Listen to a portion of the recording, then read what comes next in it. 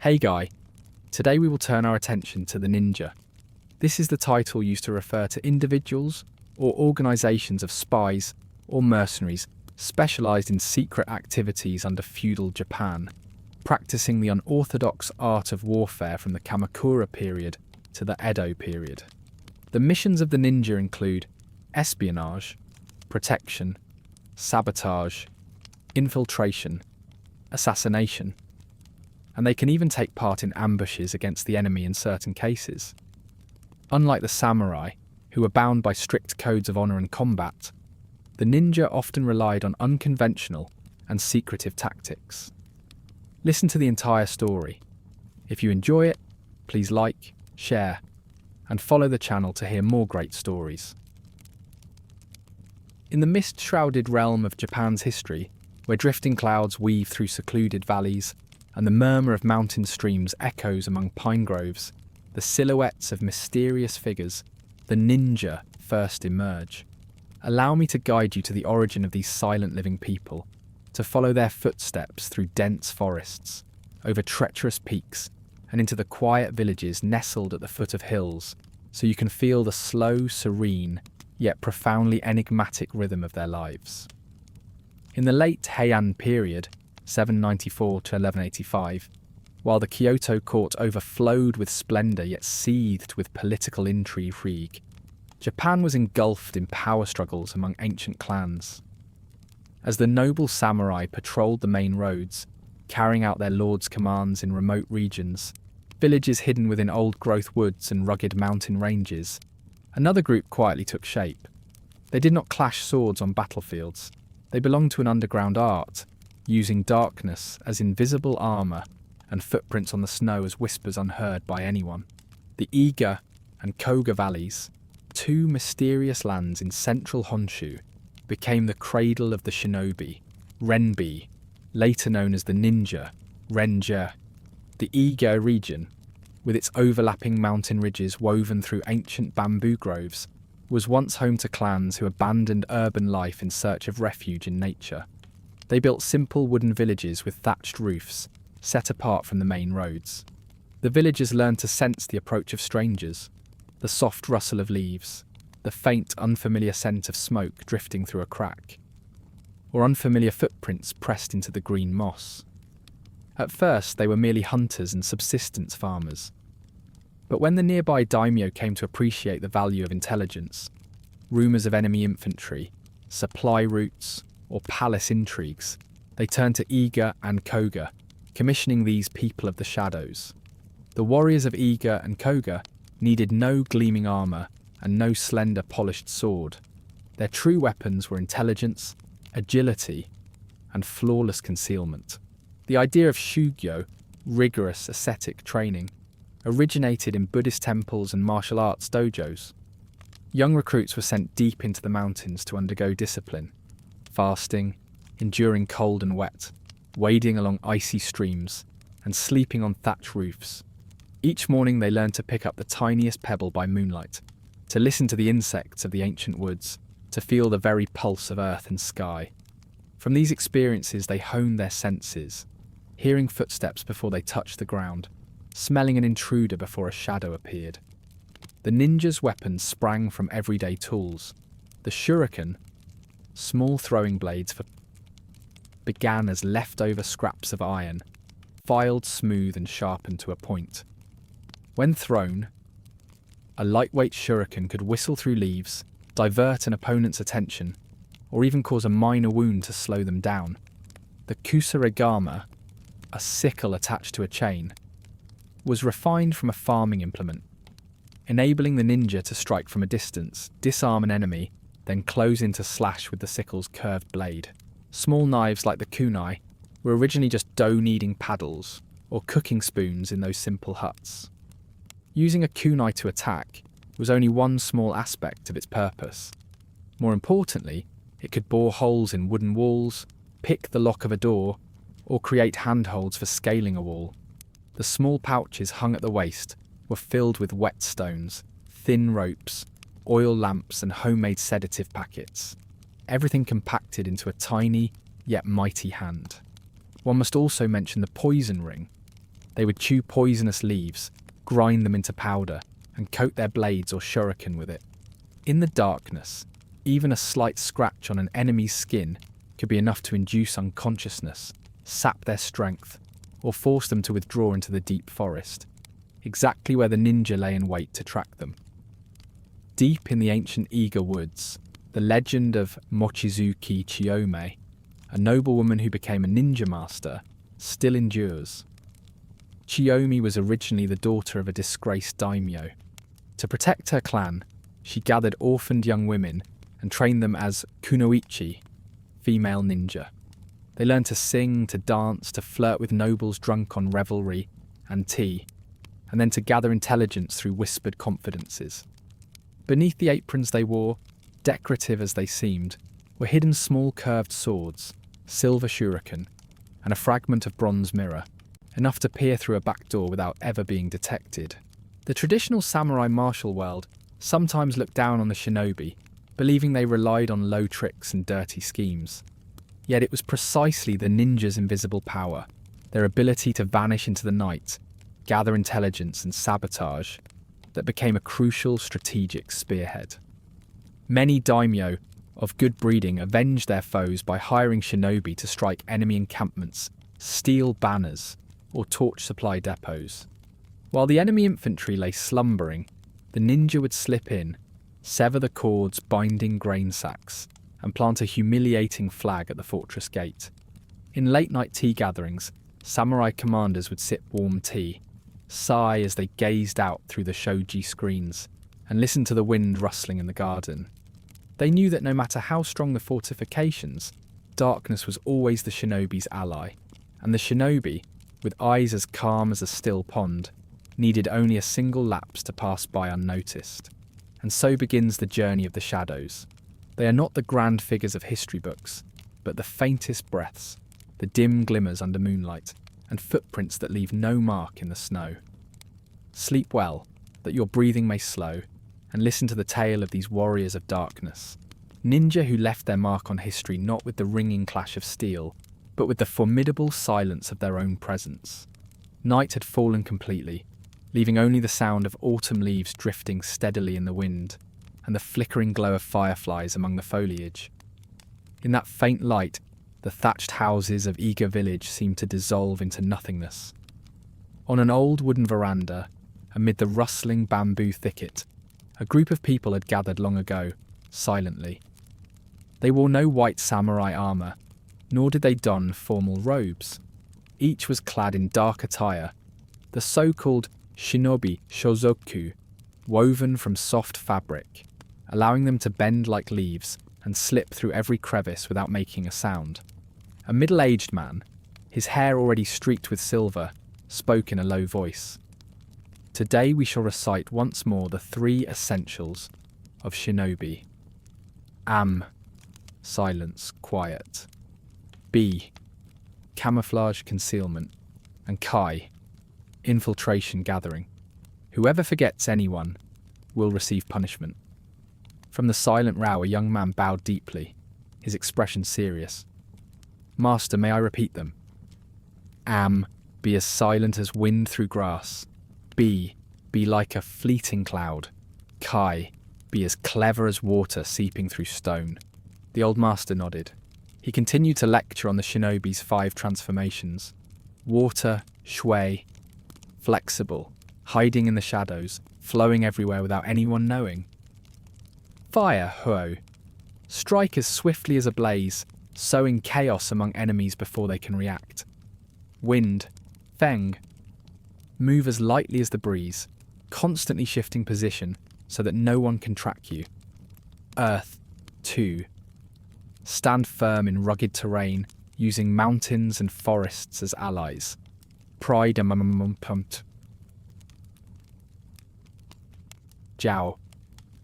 When necessary, unleash sudden power to intimidate and break the enemy's spirit.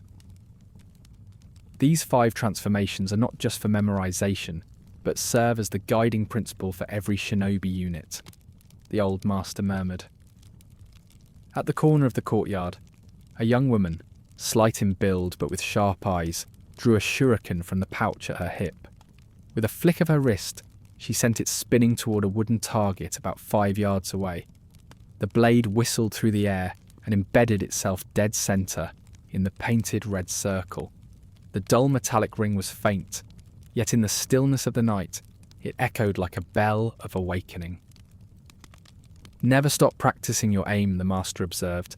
A skilled ninja must not only remain unseen, but also be absolutely precise. The nearby stream babbled, reminding them of the lesson in water technique. In darkness, sounds can deceive, but one with keen senses can distinguish the rush of flowing water from a person's footsteps. The old master raised his hand and pointed toward the thicket. Observe the wet ground on the far bank. At this season, newly planted rice shoots lie in the soft, slippery mud. A stranger walking barefoot will leave tracks unlike ours in soft tabi. You must remember your own footprints so that, when tracking an enemy, you won't confuse them. In that training session, they learned not only about weapons, but also how to read nature. The call of the morning doves, the scent of eucalyptus roots, the angle of a mountainside. Everything is a clue to a person's presence, or to conceal it. As soon as the practice ended, the shinobi slipped back into the darkness. Before parting, they heard the old master's final instruction. Tomorrow, we will move on to the last stand formation. To test your ability to defend yourselves if discovered. Be ready. The young recruits nodded silently. In the silver moonlight, they divided into 2 groups. One squad masquerading as enemy soldiers, brandishing wooden swords and carrying shields, marching across the grass. The other concealed behind a boulder, waiting for the attack order. As the enemy drew near, the shinobi suddenly sprang out, using kusarigama to snap shield handles, launching shuriken into sleeves, then melting back into the forest. The drill concluded within minutes. The old master stepped forward and raised his hand in applause. Excellent. That is the power of the fire element. It erupts unexpectedly, then dies away, leaving the enemy trembling before the darkness. But not every shinobi mission involves combat. A large part of their work is the science of intelligence gathering, surveillance, eavesdropping, and skillful probing. In winter, when armies gather at the front, shinobi blend into the market fare, posing as travellers or coachmen. They employ the art of language, the ability to speak multiple dialects, to casually inquire about rice prices or food reserves, or simply to overhear conversations between officers. A legend recounts that, in the Koan year, 1287, when the Mongol Yuan fleet approached Japan's shores, the Iga shinobi quietly trailed the armada. They neither attacked nor set fires. They simply recorded the sound of waves and the creaking of bamboo hulls as they cut through the shallows. They inscribed their observations in charcoal ink on thin washi paper and delivered them to General Ashikaga, enabling him to understand the coral formations and hidden reefs of Hakata Bay. Thanks to this intelligence, the naval battle was fought with tactical precision, and the Japanese used the breakers to scatter the invaders. Even if this tale has been embellished over centuries, it still conveys one truth. The ninja's strength lies not in swords and spears, but in vision and subtlety. One morning, as the first rays of sunlight pierced the mist hanging over the valley, the shinobi gathered at the foot of Mount Utakata, still clad in dark fabrics and soft tabi boots. Yet in each pair of eyes shone the spirit of martial prowess with hidden cruelty. They moved out, a small group drifting like a cloud, then dissolving into the deep forest, where every sound they made was absorbed by nature.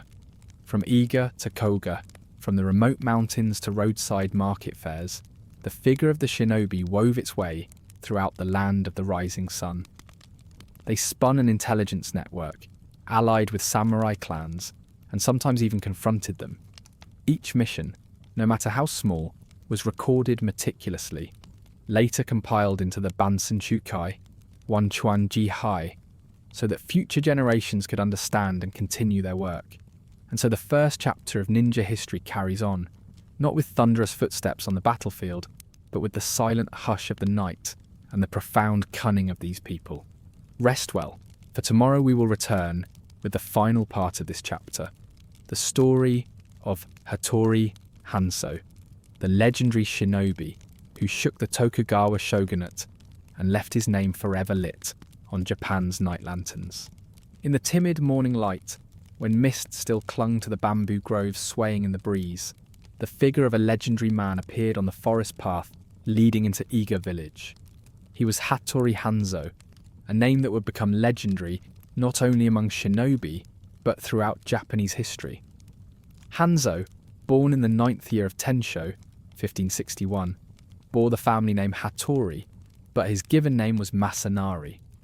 Even in his youth, he displayed extraordinary talent, swift body movement, keen judgment, and unwavering loyalty. Legend has it that, from a very young age, Hanzo endured the rigorous 3 essentials training under the guidance of the Iga elders. In winter, he lay hidden in heaps of cold snow, armed only with a small dagger fitted with a sharp kunai blade, climbing onto thatched roofs to observe passing armies. In summer, he submerged himself in mountain streams to gather information on the number of boats. In autumn, he climbed tall trees to quietly eavesdrop on travellers and merchants. No clue was too small, an oil stain on a wagon wheel or the faint whisper of leather sliding over grass escaped the sharp eyes of the young shinobi.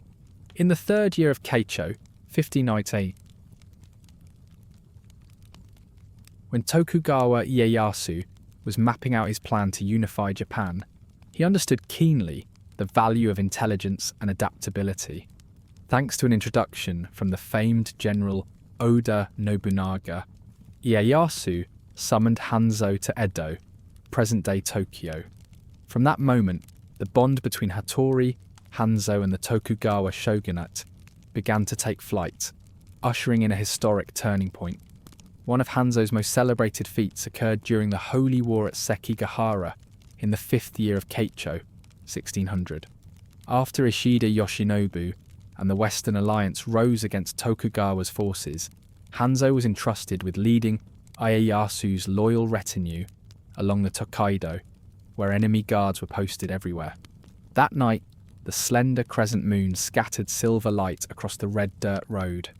Under Hanzo's guidance, the small band slipped through ancient forests, wove between enemy outposts, and left behind neither footprints nor sound.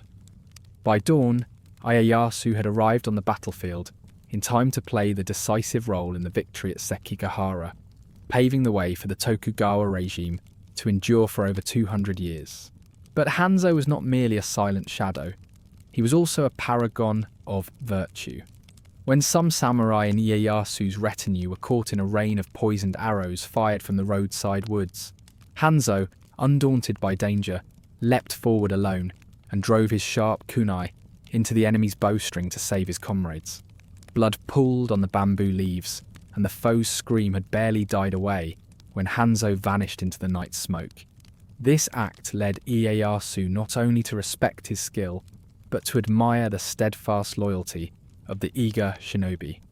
The legend of Hanzo is also intertwined with the Bansen Shukai, the comprehensive military manual of shinobi knowledge.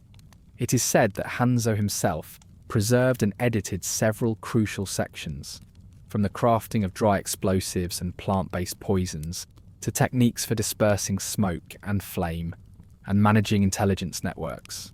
Though the ink has faded on those ancient pages, Hanzo's spirit of unceasing innovation and unwavering loyalty continues to inspire generations.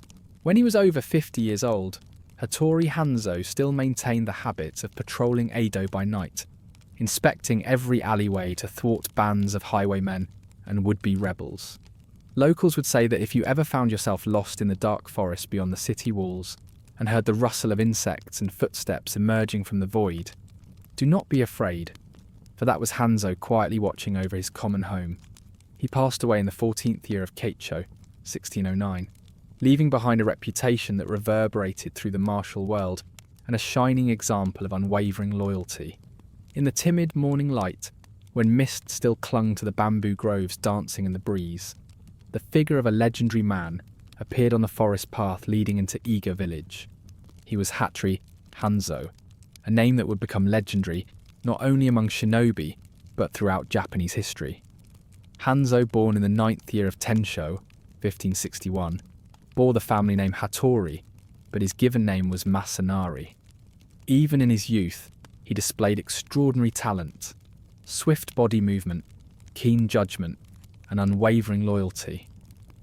By the third year of Keicho, 1598, as Tokugawa Ieyasu planned to unify Japan, he recognized the importance of intelligence and flexibility. Thanks to an introduction from the famed general Oda Nobunaga, Ieyasu summoned Hanzo to Edo, present-day Tokyo. From that moment, the bond between Hattori, Hanzo, and the Tokugawa Shogunate began to take flight, ushering in a historic turning point. One of Hanzo's most celebrated feats occurred during the Holy War at Sekigahara in the 5th year of Keicho, 1600. After Ishida Yoshinobu and the Western Alliance rose against Tokugawa's forces, Hanzo was entrusted with leading Ieyasu's loyal retinue along the Tokaido, where enemy guards were posted everywhere. That night, the slender, crescent moon cast silver light over the red dirt road. Under Hanzo's guidance, the small band slipped through ancient forests, wove between enemy outposts, and left behind neither footprints nor sound. By dawn, Ieyasu had appeared on the battlefield, in time to play the decisive role in the victory at Sekigahara, paving the way for the Tokugawa regime to endure for over 200 years. But Hanzo was not merely a silent shadow, he was also a paragon of virtue. When some samurai in Ieyasu's retinue were caught in a rain of poisoned arrows fired from the roadside woods, Hanzo, undaunted by danger, leapt forward alone and drove his sharp kunai into the enemy's bowstring to save his comrades. Blood pooled on the bamboo leaves, and the foe's scream had barely died when Hanzo vanished into the night's smoke. This act led Ieyasu not only to respect his skill, but to admire the steadfast loyalty of the Iga shinobi. The legend of Hanzo is also intertwined with the Bansen Shukai, the comprehensive military manual of shinobi knowledge. It is said that Hanzo himself preserved and edited several crucial sections, from the crafting of dry explosives and plant-based poisons to techniques for dispersing smoke and flame and managing intelligence networks. Though the ink has faded on those ancient pages, Hanzo's spirit of unceasing innovation and unwavering loyalty continues to inspire generations. When he was over 50, Hattori Hanzo still kept his habit of patrolling Edo by night, inspecting every alleyway to thwart bands of highwaymen and would-be rebels. Locals would whisper that if you ever lost your way in the dark forest beyond the city walls and heard the rustle of insects and footsteps emerging from the void, do not be afraid. It was Hanzo quietly watching over his common home. He passed away in the 14th year of Keicho, 1609, leaving behind a reputation that reverberated through the martial world and a shining example of unwavering loyalty. When dawn broke over Mount Suzuka and the first rays of sunlight filtered through the dense forest canopy of Koga, it revealed a land utterly different from Iga. Here the soil was barren and rocky, the night mist chilled to the bone, and the surrounding valleys lay like giant bowls cradling the fog. The Koga region, now part of Shiga Prefecture, had long been a refuge for small clans who considered themselves keepers of secrets, inheritors of a shinobi tradition blending the power of nature with human acuity. According to legend, the ancestors of the Koga clans were farmers and blacksmiths. They did not abandon their fields out of poverty, but because of the land's harshness. Winters here were longer, blizzards heavier, and soil harder to till than in Iga.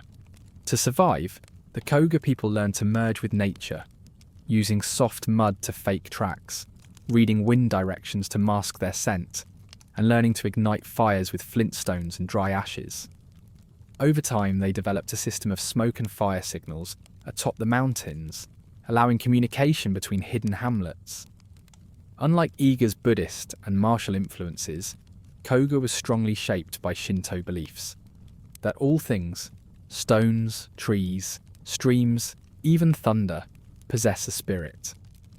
They revered the kami of the forests, offered prayers before scaling cliffs to harvest herbs, and silently thanked the wind god when gales snuffed out enemy torches. This faith gave Koga Shinobi a unique stealth art.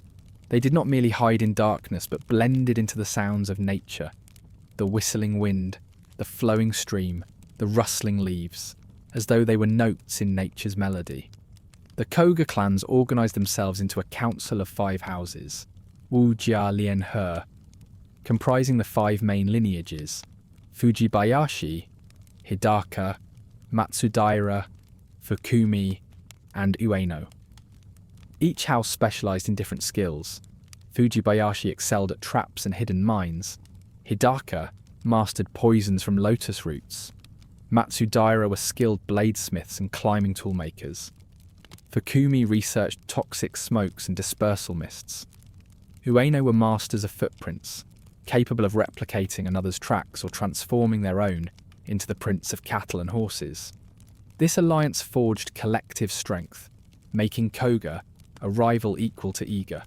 Every spring, when cherry blossoms bloomed, representatives of the 5 houses gathered at Kuzuryu Mountain Shrine, the temple of the 9-headed dragon, symbol of strength and adaptability. During the Crescent Moon Night Festival, they exchanged secrets: how to craft shuriken with folding edges, techniques for gliding across water on dried lotus leaves, and methods for trapping foes with bamboo flute decoys.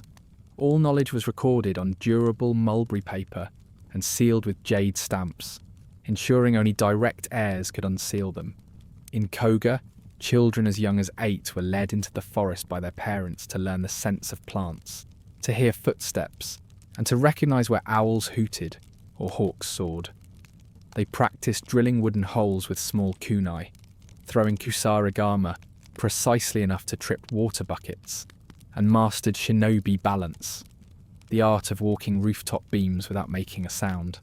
Each night they wore red scarves to distinguish themselves, then competed in leaf-laying missions, spreading dry leaves over trails to erase their wet mud footprints.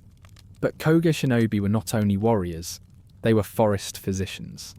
They used precious herbs like aconitum and ming-ming leaf to concoct painkillers, styptics, and mild anaesthetics. In small cloth pouches, they carried the ultimate remedy, a black, viscous salve that could make an enemy fall asleep at the scent. Their dual ability to heal and harm made them indispensable in the blood-soaked wars of the daimyo.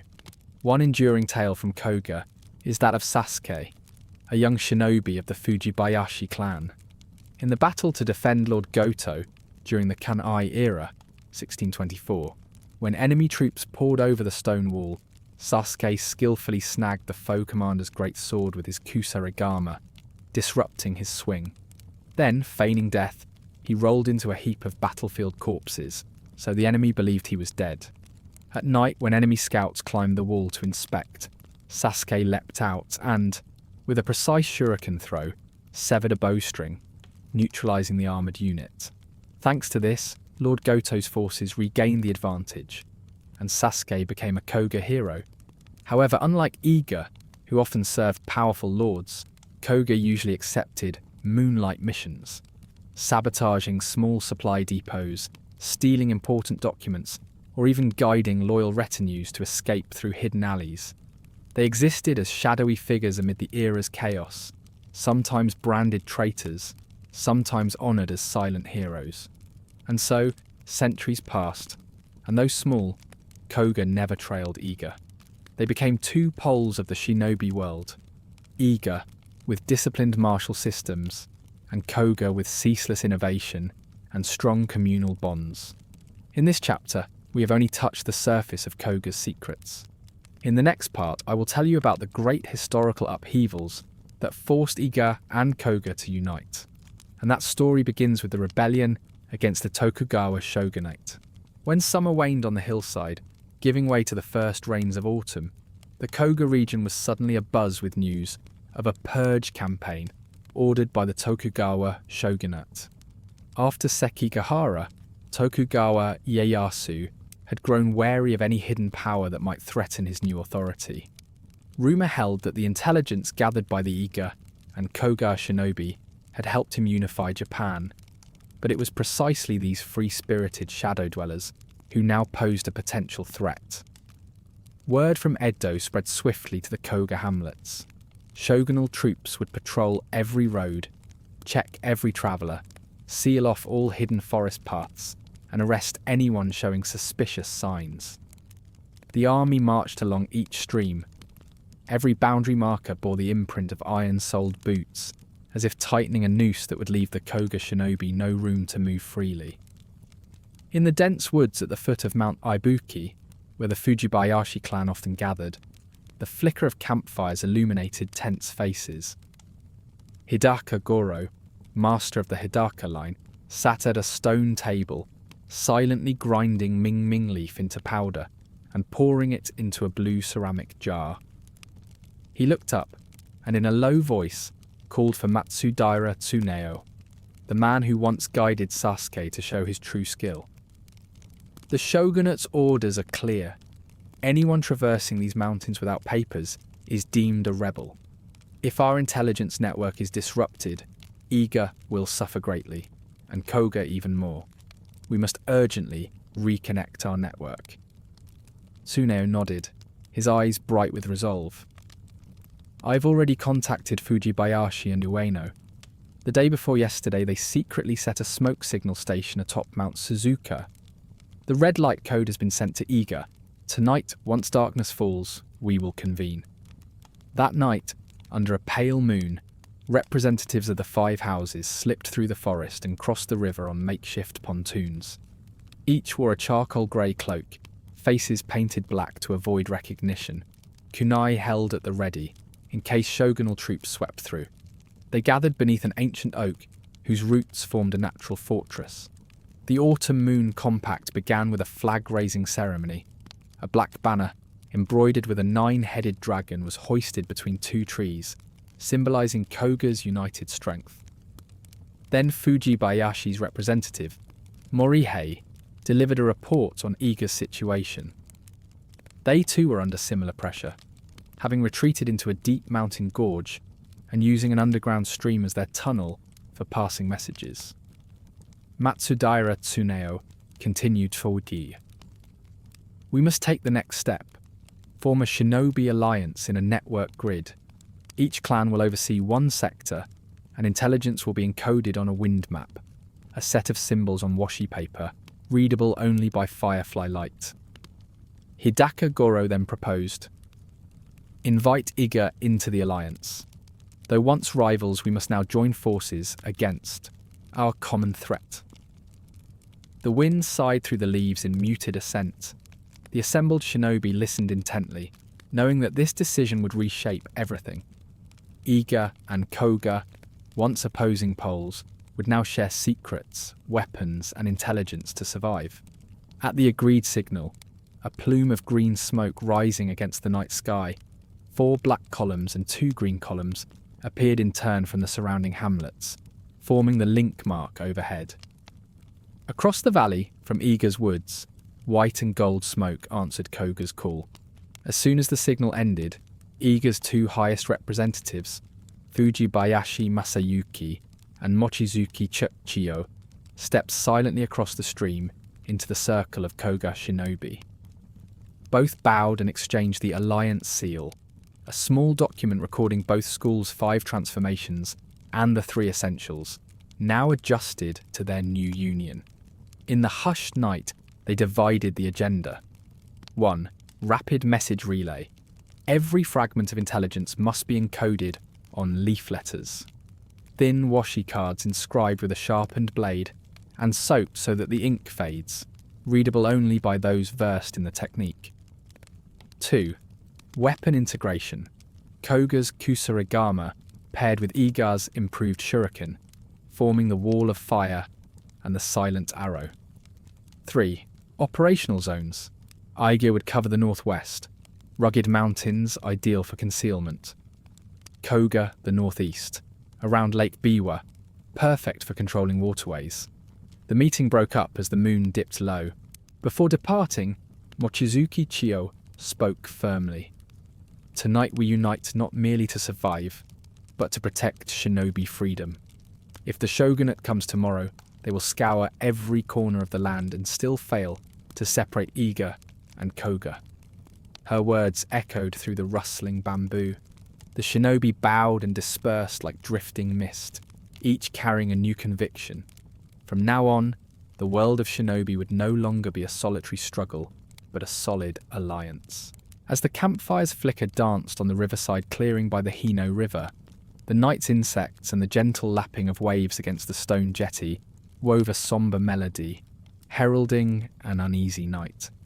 From the depths of the forest, the Iga Koga shinobi emerged, their bare feet silent on the dry leaves, each step calculated with care as they prepared for their first confrontation with the Tokugawa Shogunate soldiers. In every eye gleamed the pent-up stratagems long in the making. Fujibayashi Masayuki, Iga's representative, quietly signalled the group to halt. He pointed to the wind map, symbols made by fire on animal hide, marking guard positions and patrol routes. Beside him, Hidaka Goro, the head of Koga's Hidaka clan, lit a stick of herbal incense that produced a faint green smoke. This smoke would not only mask their scent, but also dull the enemy's vigilance for about 10 minutes, giving the shinobi enough time to strike silently. Before long, hundreds of shadows seeped along the trails toward the Tokugawa encampment. Employing the wind technique, moving like the breeze, no footsteps were heard. Suddenly, bamboo palisades snapped into pieces, and wooden arrows splintered under the whiplash of kusarigama. Sentinels, roused from their slumber in the cold night, caught sight of the pale firelight at their throats, uttered a strangled cry, and collapsed. As chaos engulfed the camp, the shinobi split into two teams. One team swiftly planted dry charges beneath the thin earth, ready to ignite on signal. The other crept toward the command tent. The Bansen Shukai, the shinobi manual compiled by Hattori Hanzo, details how to fashion explosives from sawdust and dried egg yolk, leaving no scent and smouldering quietly under wooden floors. When the shogunate's fire engineers least expected it, a single touch would transform the command tent into an inferno. In that tense moment, Mochizuki Chiyo, the skilled kunowichi of Iga, appeared at the side of the wooden barracks. In her hand was a small porcelain vial of mercurial sedative. Once diffused through a crack, its fumes would disorient the enemy, sending them into slumber as swiftly as mice in a grain store. She smiled at the troops inside, knowing they would march in blindly, unaware of their fate. A flicker of flame on the distant signal fire, agreed upon as the yellow smoke code, appeared. Hidaka Goro solemnly nodded, then, undeterred by the rising red glare, struck the fuse with lightning speed. From the other side of the camp, a series of muffled explosions mingled with the hiss of kusarigama, toppling wooden barriers. Simultaneously, the frontline soldiers staggered, fell in confusion, and slumped amid the drifting green smoke. Seizing the moment, the Koga shinobi swept forward, clamping the iron gate shut with a thin steel cable, a Matsudaira innovation, denying the enemy any chance of reopening it. Shuriken thudded from the power. Darkness, embedding in sentinel horses' flanks to prevent them from sounding alarm. Step by step, they secured the position, and none were left bound to carry news back to Edo. By dawn's pale light, the Tokugawa camp lay completely under Iga Koga control. On the dew-damp sand, shinobi footprints were faintly scattered, but no one could trace the withdrawal path. Chiyo stood amid the smouldering remains of burnt timbers, inhaled the sweetly acrid sedative smoke, and motioned, the signal to retreat. The shinobi turned their backs and melted into the thick forest, leaving behind only silent ruins and lingering dread. That night, both Iga and Koga forces gathered by the stream to exchange results. Quantities of provisions, number of prisoners, the shogunate officers' roster, and detailed maps of the camp, all meticulously recorded on washi paper. The river's flow seemed to celebrate the victory, while morning dewdrops began to glisten on bamboo leaves. Thus a new page was written in the legend of the Shinobi Alliance, not with the clamour of arms, but with the ceaseless artistry of night and smoke. Beneath the crooked wooden eaves of a thatched house on the outskirts of Edo, the late-night breeze slipped through the half-closed shutters, carrying with it the dampness of the Sumida Canal. Small sails stretched across the water lay listless in the misty haze, like mysterious silhouettes drifting through the bustling cityscape. From here, the brilliant rows of paper lanterns along the harbour look like a dazzling sea of stars, but it is from that very heart of light that the Shinobi's new era began to emerge. An era in which they no longer hid only in deep forests, but crept into the very seat of power, stirring every corner of Tokugawa rule. Shinobi as urban observers. Every route from Edo to the provincial capitals was recorded in the Shogunate's secret logs. Yet only Shinobi, through their special training, could accurately read the volume of merchant vessels, the flow of travelling crowds, and even hear the timing of the city gates opening and closing in the precise click of stone on iron. They dressed as common traders, adding a light, muted overcoat, and carried a small wooden box containing a kigyo, a miniaturized Pixiu lockpick, allowing them to open treasury doors or important council chambers without leaving a trace. On starlit nights, Shinobi followed the canal banks, hiding behind moored boats, using an urban wind map to note every passerby. Instead of shuriken or kusarigama, they carried a master key, Yagura Kagi, a compact metal tool capable of opening both wooden and metal locks. This lock-picking art, passed down through Koga lineages, once enabled them to infiltrate secret grain stores, measure hidden reserves, and report back to the shogunate. Adoption of new firearms. When the matchlock, Tanegashima, arrived from Portugal in the mid-16th century, Shinobi quickly saw its potential. Under Matsudaira's direction, they developed a silent gun by wrapping the barrel in fish oil-soaked leather, so that firing at night produced only a soft psht like steam escaping. Lead balls were carefully recast into perfect spheres, ensuring accuracy out to 10 to 15 yards, enough to neutralise a guard without alerting the entire camp. In the Ueno district, craftsmen perfected dry gunpowder, a mix of finely ground bamboo charcoal, phosphate, and sulphur, thoroughly dried to produce a mild explosion without a big white smoke plume. Shinobi used small wooden boxes lined with half buffalo horn to hold the powder. A gentle twist of a wooden peg released the charge, yielding a noise under 60 decibels, quiet enough for an assassination in the market square. Sealing. Information beyond gathering intelligence, Shinobi had to secure it absolutely. They invented the blood ink letter, a special cipher. Each character on washi paper remains invisible until treated with a solution made from yamabuki leaves and gently heated, turning the ink a pale gold. Once the message reached its recipient, only they possessed the developer to reveal the hidden text. All others would see blank paper. This cryptographic game became a cherished pastime among veteran ninja. At every friendship exchange in a Gawa tea house, they'd brew the special ink solution and chat warmly, while a covert network of lookouts stood ready to protect their secrets from prying eyes.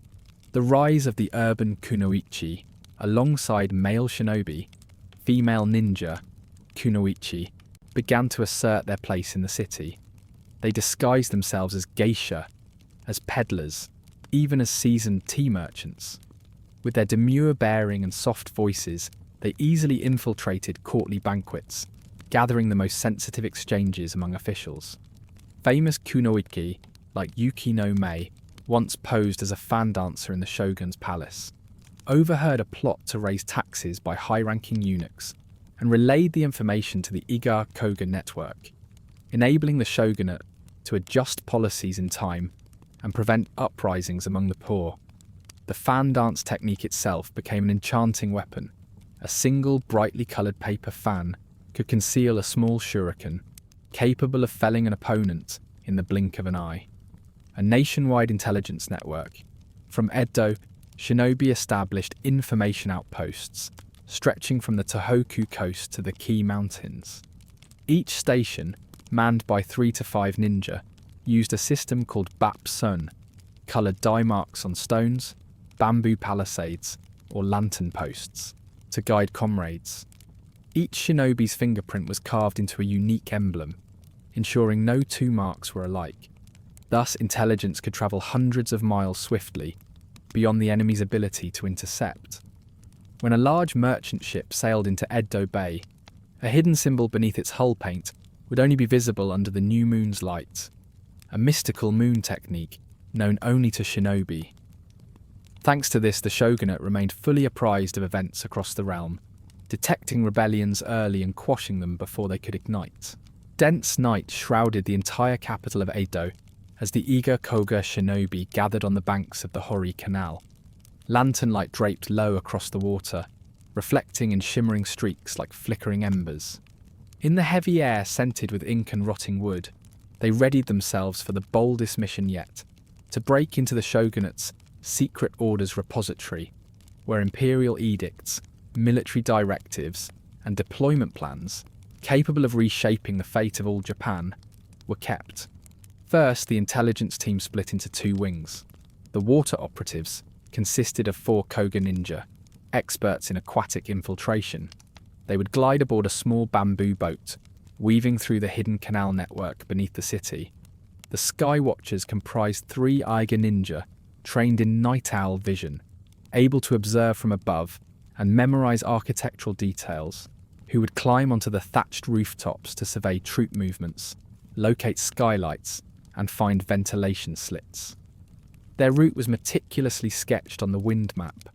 Underground passages, guard posts, even wind directions so that any explosion smoke would not blow back into the thieves' path. Each carried a slender bamboo tube, holding a coded copy of the Bansen Shukai, enough for on-the-spot corrections if needed. They bore no noisy weapons, only a small kunai, tied with silken thread, enough to pry open any wooden beam, and a pouch of mercurial sedative. At the 3rd watch drumbeat, the Koga oarsman gently dipped his paddle, and the bamboo boat slid into the pitch-dark sewer inlet. The water was black and faintly brackish, but cool and swift, carrying them without a whisper. On the rooftop, the eager operatives had already fixed an oil lantern to a 2nd-floor window frame of the old wooden building, its weakest guard post. They threaded iron hooks through roof slats and each slipped silently in through the ventilation opening. Below, the Koga sailors severed the iron lock on the manhole cover, pushed the loosened grate aside, and set down a folding ladder against the wall, awaiting the signal. When the oil lamp flickered twice, a pre-arranged all clear from the eager side. They lowered the ladder, one ninja holding a hidden lantern behind his robe, and whispered to his comrades. The rooftop team cleared their throats softly, as if drawing a window curtain, then fell silent, poised for their allies. At that moment, a guard happened to pace past the 2nd-floor window. The lantern light spilled across the wooden floor. The eager ninja paused, but their relentless silence training held them steady. They froze in place, lowering their heads to mask their profiles and breathed evenly to disguise the lamp's scent. When the guard moved on, they slipped toward the window's edge, seized his wrist, and with a deft kunai hook to the nape, sent him crashing unconscious. Blood pooled into the green moss along the wall, but the night swallowed every sound. The Koga team swiftly lowered the stunned guard down the narrow stairwell to the sewer shaft. There they regrouped, bowed ceremonially, and dispersed in 3 directions. 2 ninja carried small whetstones to carve through the wooden partitions, while the other 2 readied steel cables to loop around 2 exterior beams, creating an emergency climbing anchor.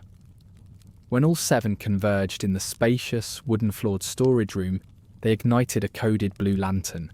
Signal Step 1, we are inside.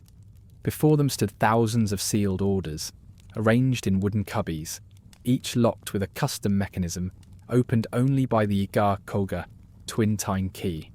Tsuneo, representing Matsudaira, gently inserted the key, turned it 3 times along its numbered grooves, then used his foot to lever open the wooden lid. The compartment slid aside, revealing rolls of fragrant washi inscribed with ink, naming troop garrisons and planned deployments. In that instant, the Iga ninja recorded every detail with invisible ink brushes, while the Koga ninja copied them hastily onto thin washi strips that would vanish with heat when required. Suddenly, the echo of iron-soled boots sounded outside. Someone had raised the alarm. Shogunate guards gathered en masse, red lanterns flickering behind the shutters. The shinobi remained calm. They unleashed the night smokescreen, a vial of thick powdered smoke mixed to dissipate entirely after 5 minutes. Within the swirling haze, they wedged kunai into the wooden walls, triggered small metal clips, and pried apart 2 floorboards to reveal an emergency exit.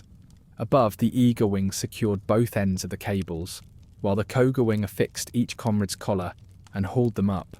They slid down the shadowy roof, leaving only the thud of shutters closing and the guards' panicked shouts behind them. As they regrouped at the canal's edge, the Koga oarsman was already discarding the grate and diving into the black water, using the tunnels to surface on the Hori River. Under the pale moon, they melted away behind the reeds and returned safely to camp. At dawn in Benton Forest, the Iga-Koga alliance convened urgently.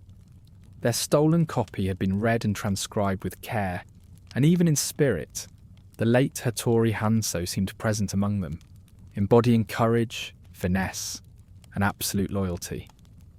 With knowledge of the shogunate's deployment plans, provisions estimates and command center layouts in their hands, the shinobi had forced the Tokugawa rulers to rethink every move, and ushered in an era in which ninja could reshape national politics. The first light of an early autumn dawn had just broken over the bamboo thickets lining the Hori River, while the echo of Edo's night watch drums still lingered in the air. News of the secret order's repository breach had swiftly reached Tokugawa Ieyasu's ears, and within hours the purge order was issued. Any shinobi found within 50 miles of Edo are to be deemed rebels. Whoever aided last night's thieves will face the severest punishment. The hunt unleashed. A detachment of samurai, under Toda Heisuke's command, hastened to sweep through every village and riverbank. They interrogated every tea house owner and cargo boatman, forcing them to reveal the whereabouts of those shadows. Meanwhile, checkpoints along the Tokaido were reinforced. Guards sealed every road out of the city. The Metsuke prowled even the narrowest alleyways. Shinobi hiding. Among civilians, realizing there was no turning back, Iga Koga quickly enacted the demonic disguise plan. They spread out across the countryside, posing as pilgrims, fishermen, or even mendicant monks. Their dark shinobi shozoku were replaced by coarse white cloaks, headscarves, and beetle nut pouches, blending seamlessly into the throngs. Kunowichi employed the hypnotic dance technique, performing lightweight silk ribbon dances at travelling troops, luring patrolling samurai to look on in fascination and step right past. The first confrontation. In the little village of Kanzaki, Hidaka Goro accidentally crossed paths with Toda Heisuke's samurai. The night before, Goro had masqueraded as a blacksmith to resharpen an elderly samurai's sword. When Heisuke's carriage turned down a side lane, Goro hastily painted the closed door symbol on the wall, a signal that he sought parley just before being spotted. A brief skirmish erupted. Kusarigama whirled to entangle armour. Kunai nicked helmet rims, then both sides withdrew after a few lightning-fast strikes. The samurai realised their opponent was no mere civilian, but Goro had already melted away into the mist. Disperse regroup tactic. To evade the tightening net, the Shinobi Alliance split into 6 small teams of no more than 3 each, carrying only essential survival tools. They agreed to reunite at the Night Bamboo Marsh near Lake Biwa, a swamp where mud and bamboo roots would hide their tracks. Each team had its own assignment, one to gather provisions, one to contact Iga, one to scout mountain passages. Psychological warfare. As the samurai redoubled their hunt, Koga's shinobi unleashed the mind battle technique. They fired whistle-shooting darts that shrieked like hawk cries, then hung small wooden tablets carved with ancient characters, "We are everywhere," from the trees. Rumours of soulless phantoms sowed panic among the troops, who swung their spears wildly, plunging the area into further chaos. Incident at the Night Bamboo. Marsh. At the Marsh, a strange squad of samurai assassins, Toda Heisuke's five-blade death squad, in black armour and curved swords, emerged to hunt the shinobi. The clash between Sasuke Fujibayashi's team and the five-blade assailants was brutal. Metal clashed, water splashed, and sword flashes lit up the pitch-black night. Sasuke used his kusarigama to hook and shatter an enemy's sword arm, then stunned him with a thrown shuriken before vanishing into the reeds. Strategic turning point. Realising the five-blade squad's lethal skill could decimate their alliance, Mochizuki Vimuchio proposed the silver smoke method, ultra-fine silver dust, derived from smelting furnace slag, mixed into a compound that, upon contact with damp air, emitted a dense white smoke causing disorientation and eye irritation. She and the Kunowichi of Koga secretly prepared this mixture and scattered it among the pandanus groves frequented by the assassins. That night, the enemy inhaled the silver smoke, dropped their swords in tears, and the shinobi seized the chance to strike, forcing the killers to retreat. Echoes of unity. After those lightning-fast engagements, the 6 shinobi teams reconvened on a dry knoll in the marsh, exchanging intelligence on the shogunate's threat and the samurai assassins. Beneath the faint moonlight, they read aloud the alliance oath they had signed by the stream. Though darkness may fade, the shinobi live on in the hearts of the people, and freedom shall never be extinguished. The first pale autumn sunlight filtered through the thin veil of mist, revealing the jagged cliffs and rustling bamboo canopies around the Ueno Valley. In a makeshift underground base carved into the mountainside, the 6 Iga Koga shinobi teams had just reunited after a brutal night of fighting. The warmth from Mochizuki Chiyo's small ritual fire, taki, spread, warding off the skin-cutting cold of late autumn. But the air remained heavy with troubling news. The Tokugawa Shogunate had officially decreed the extermination of all shinobi and issued the harshest manhunt order to date. The Shogunate's edict, a gold-lettered mandala, sealed with Toda Heisuke's red dragon stamp and signed by Tokugawa Ieyasu, declared, "Any plot or aid to shinobi constitutes treason. All lands and byways from Omi to Suruga must be searched.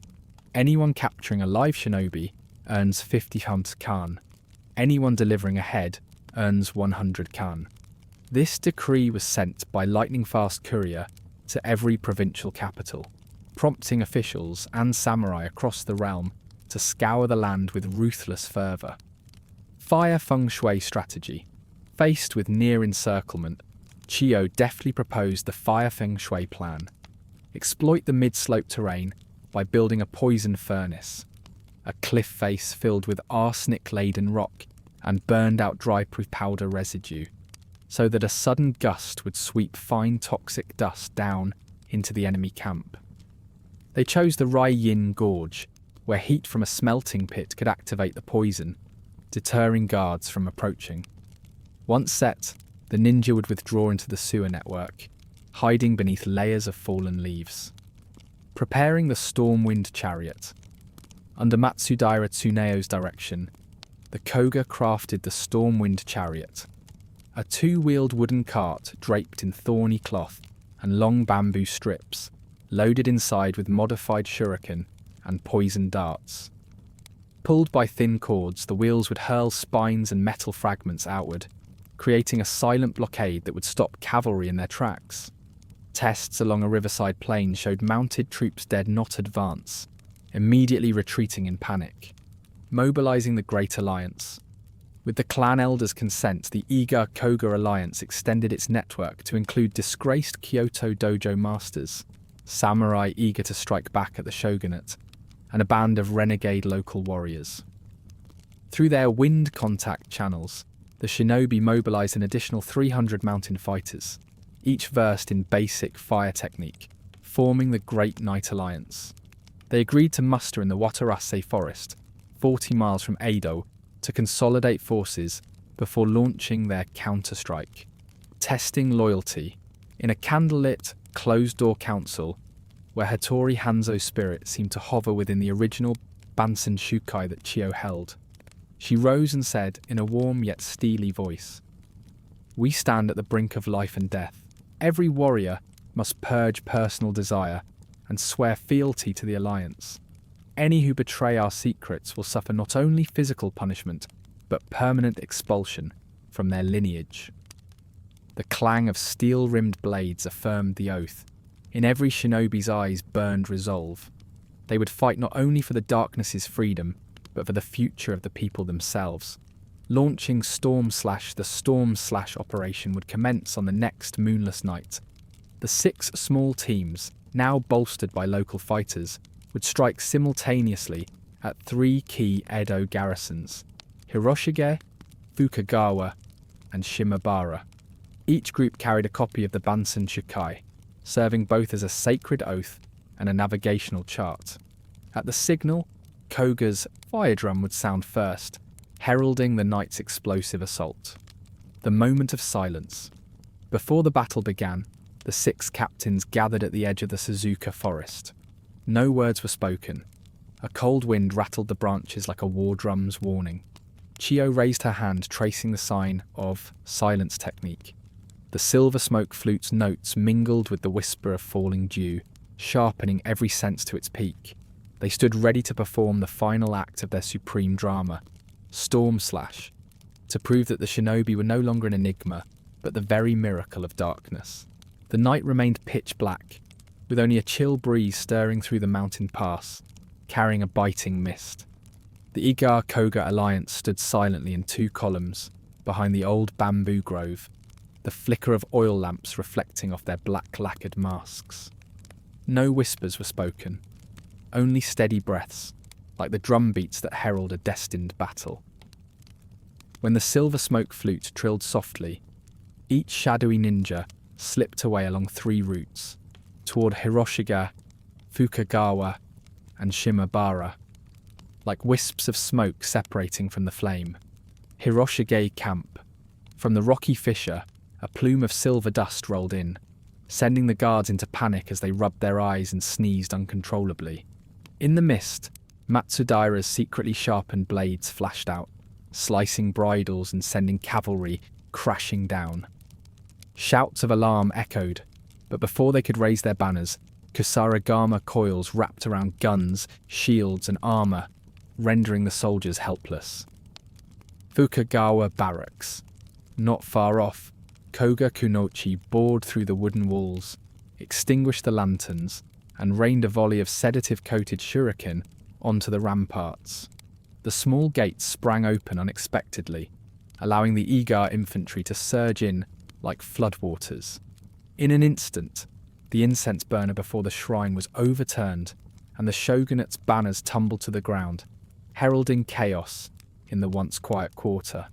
Shimabara, outpost. Under the pale moon, the storm-wind chariots rattled across the empty field, flinging spikes and metal fragments into the cavalry's path. Hooves faltered, panicked riders plunged into waterholes and capsized. Seizing the confusion, underground-trained shinobi emerged from hidden tunnels to secure the fort, replacing the Tokugawa standard with the Alliance's Black Dragon banner.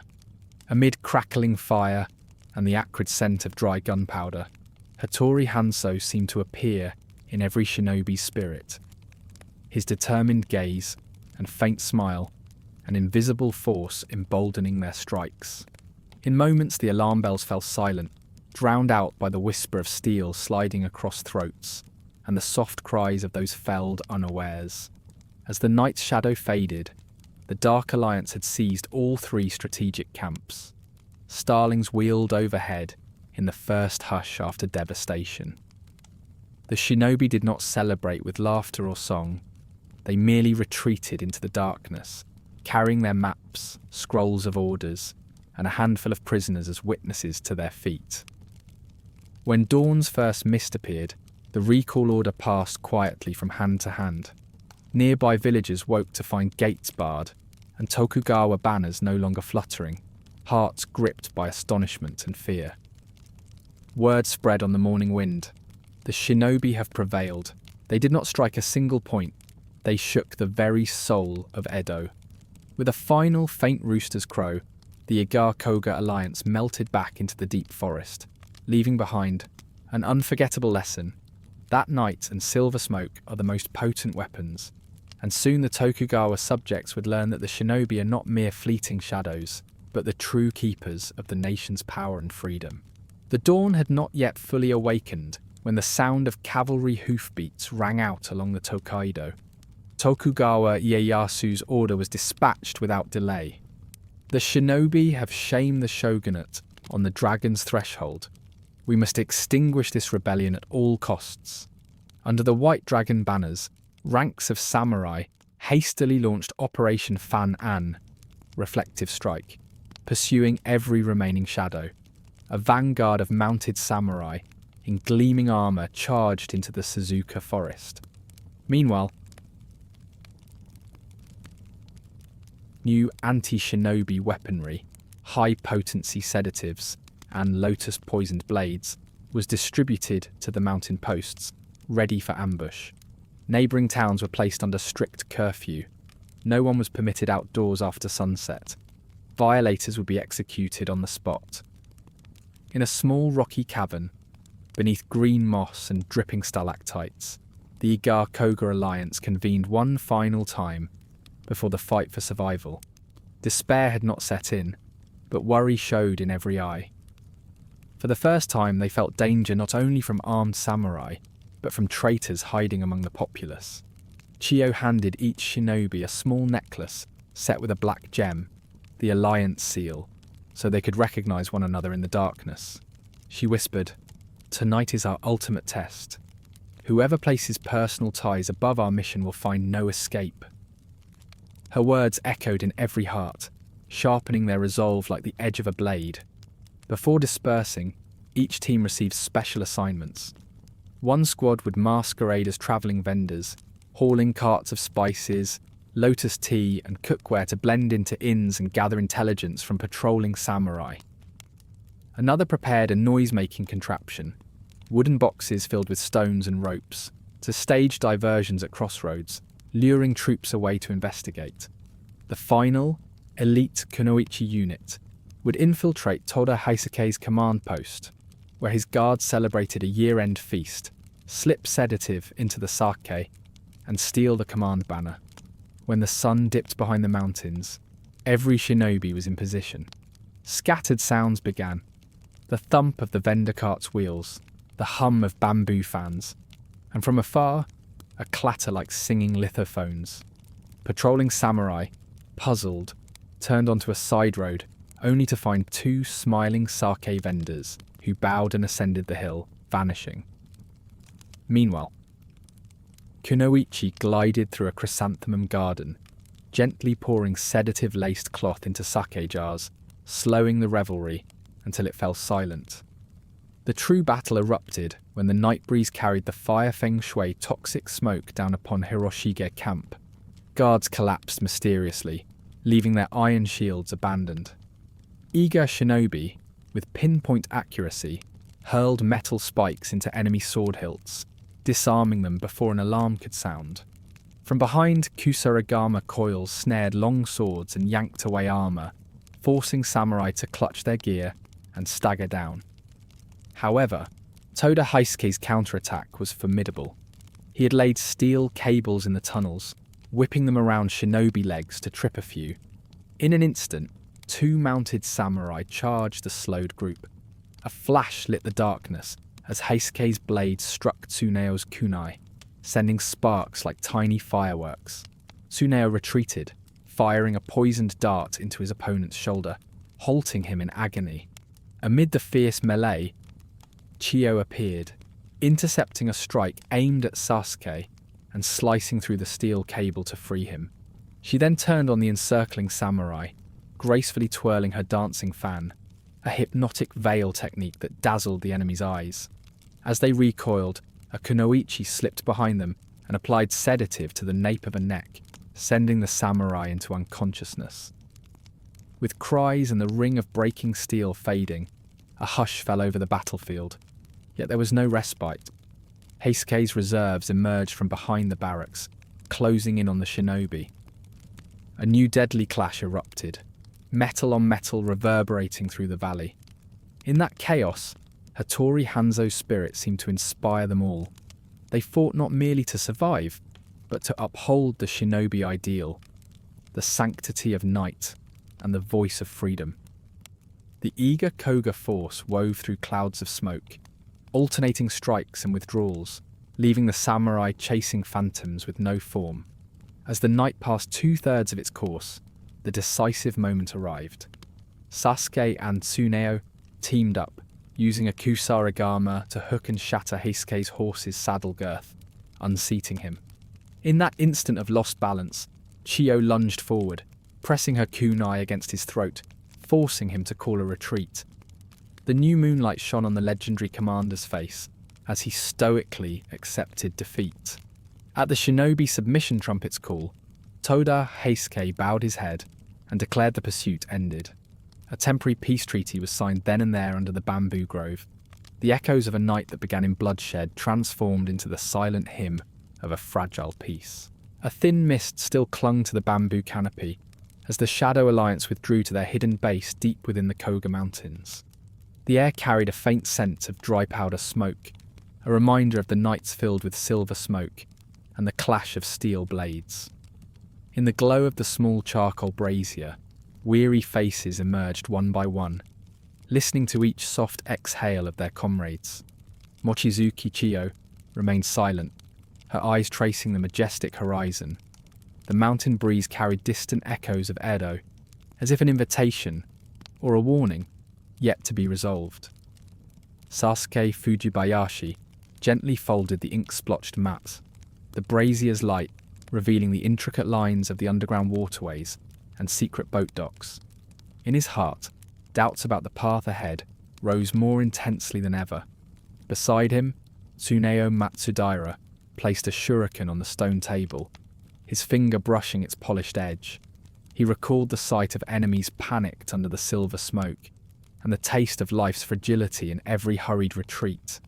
Yet now in this waiting silence he wondered whether the power of darkness would be enough to safeguard the shinobi's future, or only open the way to countless new traps. In the cramped room, Chiyo bowed her head, and her voice rose in a solemn tone. "We have proven that shinobi never yield to the sword. But there are forces more formidable than even the Tokugawa commanders. Power and freedom sometimes intersect at their most fragile point." Her words struck the hearts of all four directions, prompting them to question once more, what comes next? Outside, the mist draped the cliffs in uncertainty, casting a question upon the shinobi's fate. Would they continue their silent war to preserve the spy network? Or seek to walk alongside the shogunate in order to help build lasting peace? The brazier's embers dimmed, but in each shinobi's eyes burned a steadfast resolve. There was no room for hesitation. Only the mission of the night and the future of all Nippon awaited them. The first rays of autumn dawn danced upon the rocky outcrop, scattering light across the silver dew still clinging to the fallen leaves. Mountain breezes whispered through the cave mouth, carrying distant echoes of the city, pounding mortar, the slap of fishing boats. In that hush, the Iga Koga Shinobi Alliance no longer appeared as proud warriors, but as weary forms draped in deep black cloaks, huddled around a flickering brazier. Each face bore the weight of unspoken worries, like a yellow leaf sensing the season's final gust. Chiyo tapped the small black gem at her throat, her eyes haunted. "We must seek dialogue," she said softly, drawing every gaze. "We cannot forever hide and trade our lives for nightly battles. The road to freedom may lie at the negotiation table, where both sides realize stratagems are limited by spilled blood." Her words kindled a small flame of hope amid their doubt. The brazier's fire pulsed warmly as Sasuke spoke next, his eyes still filled with longing for peace. He told of a minor lordship that once begged shinobi aid to win justice for poor villagers. Afterward, they rebuilt the fortress together, restored the harvest to the fields, and the shinobi became anonymous guardians of that peace. If we could do the same with the shogunate, he asked, might Tokugawa listen to the Japanese people's voice and join us in crafting lasting peace? Tsuneo bowed his head over a tattered map stained with old blood. He recalled the enemy's horrified faces under silver smoke and the villagers' grateful smiles when shinobi raised their black dragon banner. We must act wisely, he replied. In darkness we once inspired fear, but I believe that stepping into the light, the shinobi's deeds will be fairly recognized. Facing them, Kaito of the Ueno clan laid a thin, charcoal-smudged hand upon the wooden plank. He described a new footprint masking technique, one that could disguise shinobi tracks as cattle prints, bird prints, or even rippling water tracks, chosen at will in the city streets. If we go public, Kaito said, we could use this art to protect civilians, sparing them wrongful suspicion as shinobi. His innovation stirred renewed hope in the circle. Their quiet talk was interrupted by the distant clatter of oars on the stream. A messenger arrived, gaunt but bright-eyed, bearing word from Edo, a secret invitation from Lord Mizuno, a longtime friend of Hattori Hanzo, who understood the shinobi heart. The note bore no formal seal, simply, if you wish to save the shinobi's fate and the nation's destiny, come to the Tetsugawa, landing on the full moon night. A tremor of anticipation passed among them. This could be the turning point. Chiyo nodded, the brazier's glow reflecting her resolve. On the full moon, she whispered, we will come, bearing the night's dignity and the yearning for freedom. On the full moon night, silver light bathed the Tetsugawa landing. Shinobi sampans slipped across the smooth water without a sound. Clad in common garb and low-hung hoods, each carried a bamboo scroll tube, holding a copy of the Bansen Shukai, and inside, a petition for peace signed by every Iga Koga clan elder. It affirmed the shinobi's loyalty to the people and their desire to partner with the shogunate in defending the borders and preventing oppression. Under the decaying wooden eaves of the Tetsugawa Inn, the shinobi were ushered into a small chamber draped with red silk. By the candlelight, Lord Mizuno appeared, hair streaked with grey but eyes still keen. He bowed deeply, then placed the petition on the table. Tokugawa Ieyasu admires Hanzo's spirit of loyalty, he said in a warm tone. He wonders, could the shinobi emerge from the shadows to become the legitimate protectors of Nippon? Silence fell, broken only by the racing hearts of the young shinobi. Chiyo rose slowly, her voice steady against the sturdy wooden walls. We love our land and the Tokugawa dynasty. With our strength, agility, and loyalty, the shinobi wish to protect the borders alongside you, not hide in hatred. Lord Mizuno smiled, their silhouettes dancing on the wall. I will deliver this pledge to Shogun Ieyasu, but he requests a sign. The shinobi must publicly protect a suffering village so that the people may see your true purpose. Hope blazed, and with it a grave challenge. Sasuke spoke quietly. What must we do? Mizuno met their eyes directly. Though your recent raid weakened the shogunate, it also terrified the common folk. The shogun wishes you to defend Kuroyama village, which stores winter rice. A new samurai detachment has arrived to seize the harvest for Edo. If the shinobi intervene and save their crops, the shogun will recognize your standing. His request carried immense weight. In Kuroyama, villagers faced starvation. Shinobi, once hidden, must now confront samurai steel in broad daylight. But the reward was the chance to exist openly, to secure the shinobi ideal, a firm place in history. Beneath the full moon, the Iga Koga alliance exchanged determined looks. Chiyo whispered, we will go to Kuroyama to protect the people and prove that darkness can bring light. The full moon night in Kuroyama remained bathed in pale silver as the shinobi sampans slipped quietly to shore, oars brushing the stones, before slipping back into the boats. On the bank, the village was aflame with worry. Fireflies mingled with cooking smoke, and frightened villagers poured out of their thatched homes, eyes wide at the thought of losing their rice. Chiyo stepped onto the dock and bowed to the bewildered faces. Unarmed and wearing simple cloaks and bamboo hats, the shinobi carried small sacks of rice, handing a pinch to each family, and presented them with golden inked peace letters. The Iga Koga shinobi have come to protect your harvest and ensure the village's safety. As the villagers read the pledge, their eyes glowed with hope, like lanterns lit against the winter night. Suddenly, the clatter of hoofbeats rose on the red dirt road leading to the Shogunate granary. Armed samurai under white banners stormed into the village with stern expressions, ordering the rice piled into sacks and loaded onto carts. No villager to interfere. In the wide courtyard before the shrine, the young samurai commander bellowed, "Anyone who intervenes will be branded a traitor." At the shrine side, Sasuke calmly parted his cloak to reveal the Black Dragon Alliance seal. He stepped forward, voice as gentle as spring wind. "We are not your enemies.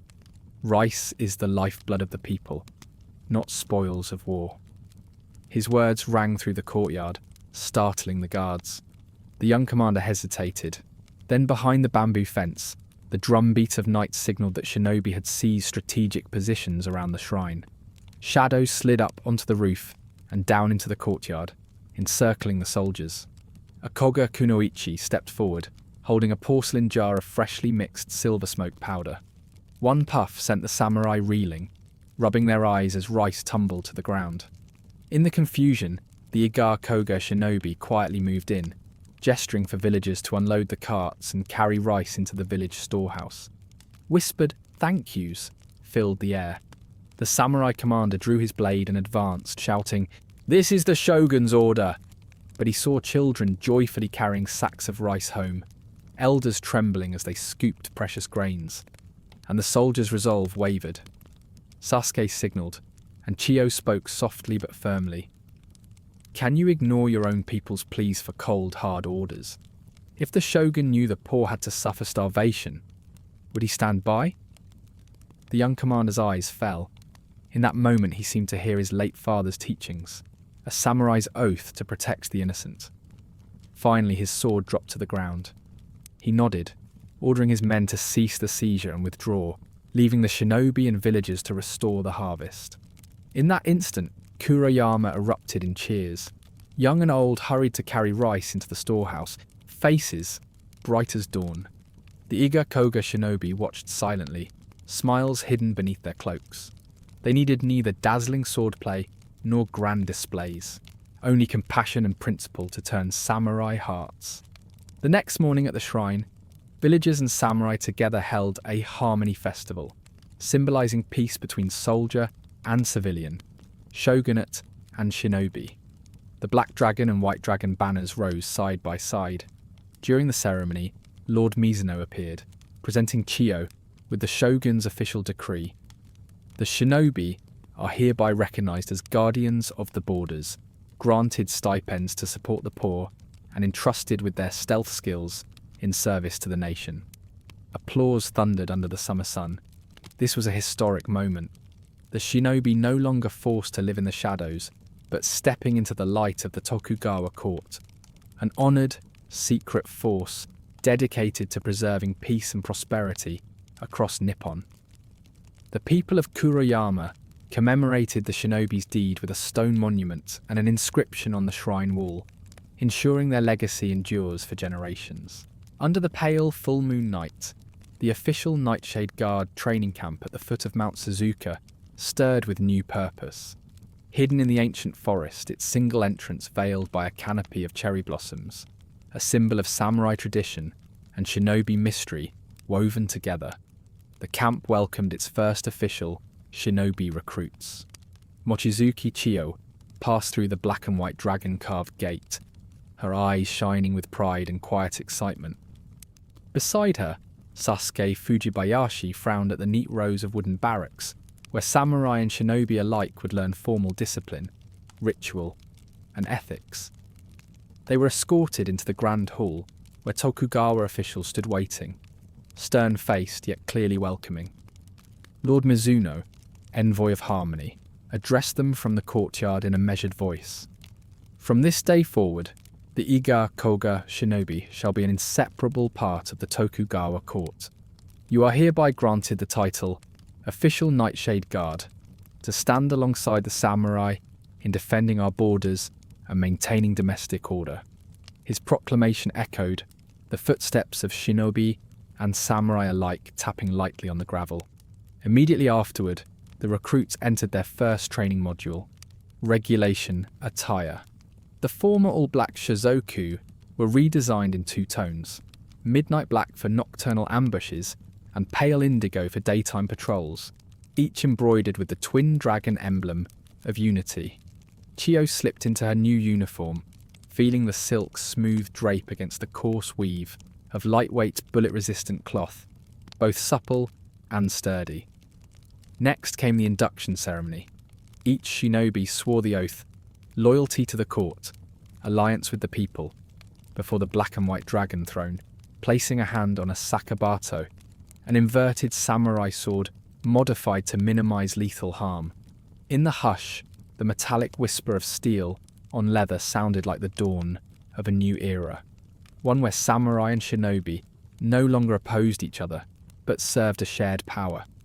That afternoon, Matsudaira Tsuneo led Chiyo and Sasuke to the training yard, where samurai masters demonstrated defensive sword techniques. The shinobi learned to combine kunai with the sword, how to use kusari gama to seize an opponent's weapon, then switch instantly to counterattack. Under the weak sunlight, shinobi fluidity merged with samurai formality in a dance of combat, graceful yet formidable. Beyond fighting skills, the official Nightshade Guard system taught shinobi administrative principles, recording intelligence logs per official standards, submitting sealed reports to superiors, and even attending public assemblies in the provinces to hear peasants' grievances. Chiyo was surprised to be invited to observe a dialogue between the Lord of Omi and village delegates, where she saw officials resolving agricultural tax disputes.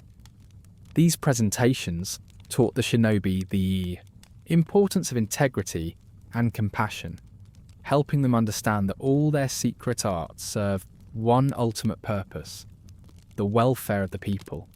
As dusk fell in the banner-draped hall, Hattori Hanzo's spirit seemed to manifest in every line of the newly revised official Bansen Shukai that Tsuneo had compiled.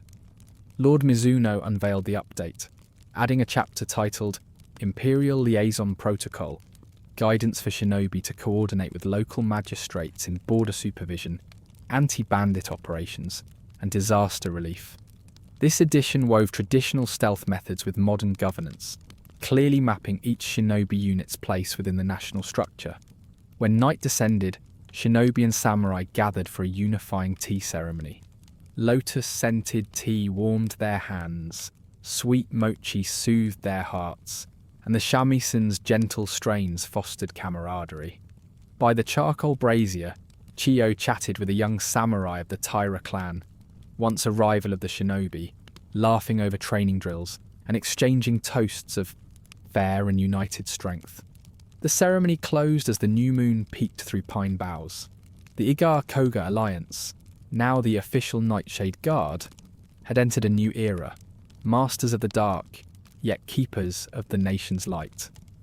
They had forsaken perpetual obscurity to stand openly within society, embracing responsibility and honour. The journey ahead remained long, but the first step was immortalised. The Sakabato raised beneath the dual dragon banners in shared purpose. The full moon night still glimmered pale silver as the Nightshade escort flotilla drifted toward Azuchi harbour. The breezes off Lake Biwa toyed with their oars, carrying salt and hidden algae scents. In the mist, 6 sampans, each bearing 4 shinobi and 2 samurai, slipped silently toward the shore where the merchant sails had vanished the night before. Rumours of bloodthirsty pirates had swept through the court, and now the Nightshade escort had orders to rescue a vital food convoy bound for the capital. Oars whispered across the waves like a secret as the shinobi, clad not in black shozoku but in fisherman's cloth, steered into the small inlet. On the bank, a green signal torch flickered. The Kunowichis, all clear. Distantly, the drip-drip of pirate vessels against the hulls echoed, proof the raiders waited to strike. Under the moon, the large rice and cloth-laden ships lay moored mid-bay. The wooden wharf had been dismantled, rope hook marks gleaming in moonlight. Without a word, 6 teams dispersed.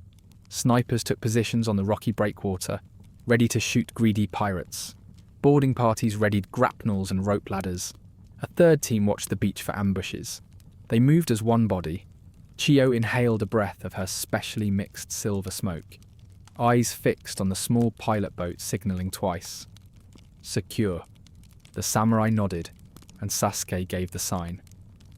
In an instant, 3 kunai fastened to the sampan sides formed holds as shinobi slid aboard on ropes, standing as motionless as shadows and listening for pirate footsteps above and growls from the hold. A dark shape drifted by, and the kunowichi struck like the wind. A kunai to the guard's nape, silencing him instantly. They lowered themselves into the cargo hold and freed 2 pale merchant sailors whose eyes brightened with hope. Tsuneo recorded manifest details, grain and salt counts, on washi paper for his report to Edo.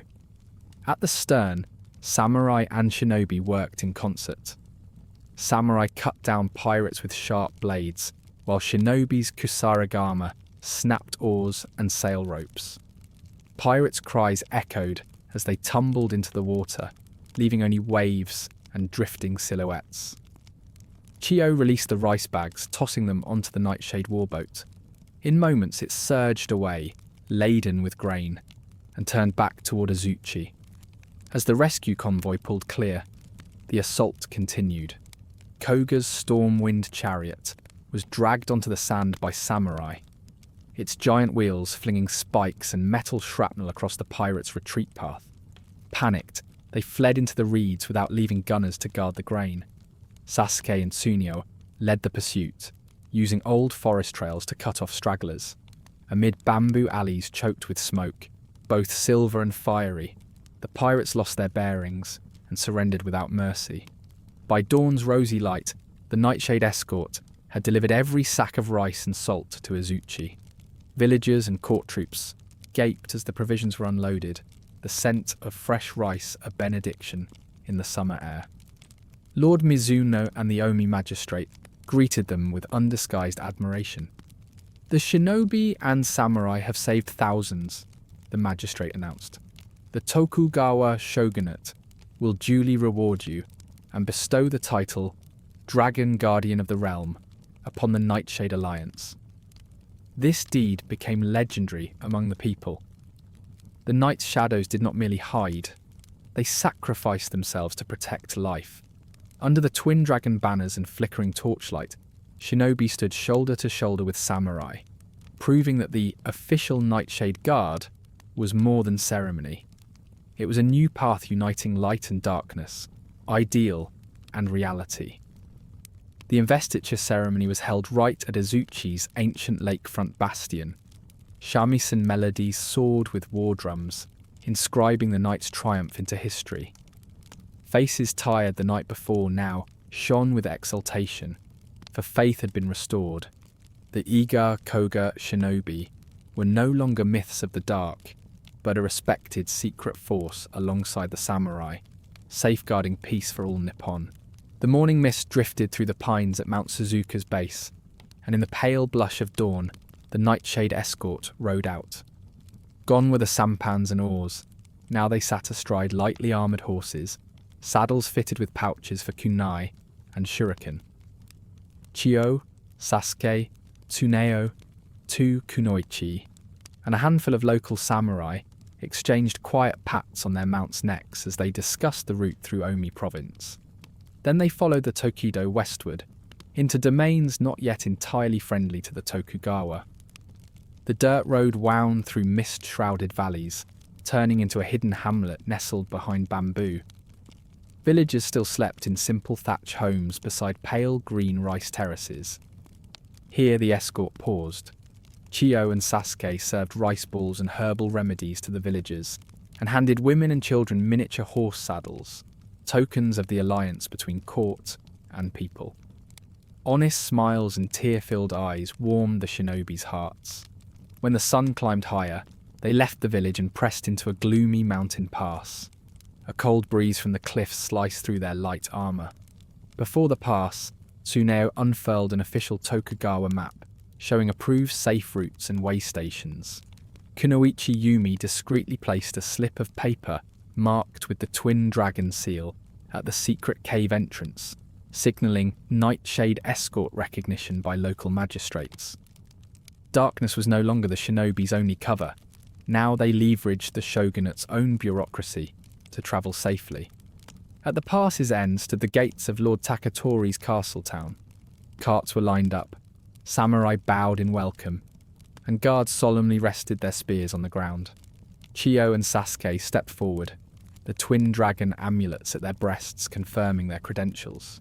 Senior retainer Uragami greeted them with a refined tea ceremony, offering warm lotus tea to formally open negotiations. No hidden inks or secret ciphers this time. The shinobi presented smooth washi paper peace proposals sealed with black and white dragons. They outlined 3 key points: support for border defence, intelligence on pirates in the Seto Inland Sea, and training in medical arts for impoverished farmers. In the hushed second-floor tea room, the clink of teacups sounded like understanding replacing conflict. Lord Takatori, a stern figure with soft eyes, sipped his tea and sighed as he recounted the raids at Kuroshima harbour, where pirates burned merchant ships and terrorised fishermen. Their cries haunted him each night.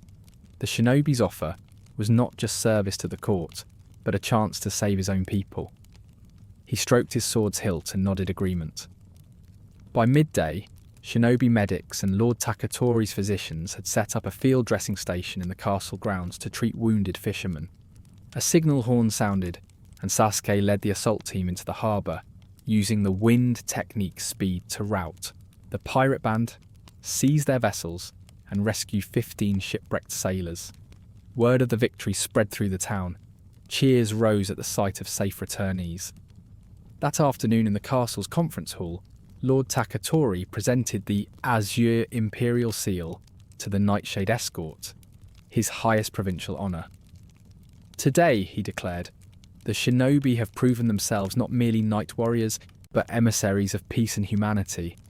I believe this alliance will flourish across all Nippon. The procession bowed in unison, feeling history's pages turning. As they departed Takatori's domain, the Nightshade Escort cantered across golden rice fields. Chiyo waved to children playing by the paddies, her eyes alight with faith and responsibility.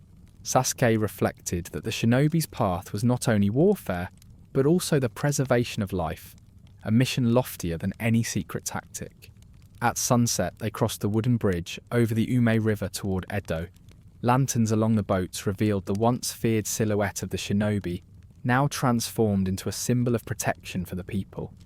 The new moon floated overhead once more, quietly mapping out the shinobi's ongoing journey across the realm. Under the faint dawn light of Japan's western coast, the Nightshade Escort quietly received new intelligence from Lord Takatori's domain. Far away in Inaba, across the white sand plains, a minor local lord's clan had risen in rebellion, seizing officials and forcing salt mine labour to pay the poor. Their desperate cries echoed across the salt desert with no answer, and Takatori's magistracy could only send limited aid by courier. Now Shogun Tokugawa Ieyasu entrusted the Iga Kōga shinobi to journey there and negotiate peace before the uprising ignited fully.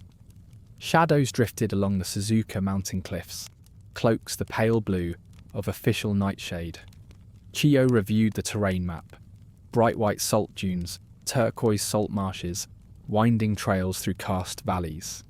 Sasuke nodded and divided their force into 3 groups: negotiators to parley with the rebel chieftain, an escort for the magistrate and peace delegation, and a logistics unit to prepare food and field medicine. The stony road, dusted with old salt, crunched under cautious footsteps. A west wind carried the scent of dried seafood and saltworks smoke. On the dike's edge, rows of salt pans gleamed white under the sun, like a field of glistening crystals. In the distance rose a rammed earth castle, Ochiai Mitsunari's stronghold. At a makeshift roadside tent, Chiyo, Yumi, and 2 Koga Kunowichi met with villagers' representatives. An old woman carrying a sack of sand, her eyes lined with hardship but still flickering with hope. They described how farmers toiled day and night digging salt for traders, while Mitsunari hoarded most of it, leaving villagers barely enough to survive. Chiyo gently offered medicinal herbs and promised to deliver their petition to Lord Takatori and the shogunate. Meanwhile, Sasuke and Tsuneo escorted Takatori's magistrate, accompanied by a local interpreter, to the foot of the dike, where Ochiai Mitsunari had posted strict guards. They carried the Twin Dragon Alliance seal and a newly stamped decree. The Shinobi and the Tokugawa court urged the chieftain to guarantee the people's minimum salt rights to prevent rebellion. A cold laugh sounded as the chieftain emerged, draped in an old banner cloak and holding a saltwood fan. His voice trembled with defiance. "You bear decrees from foreign overlords. You come to impose orders from a shogun who knows nothing of this land." Unflinching, the shinobi stepped forward. Chiyo's voice was calm, yet resolute. "Chief Ochiai, the villagers rely on salt to live. They seek no conflict, only peace. Lord Takatori and Shogun Ieyasu want you to heed their pleas." Mitsunari sneered and turned to his guards.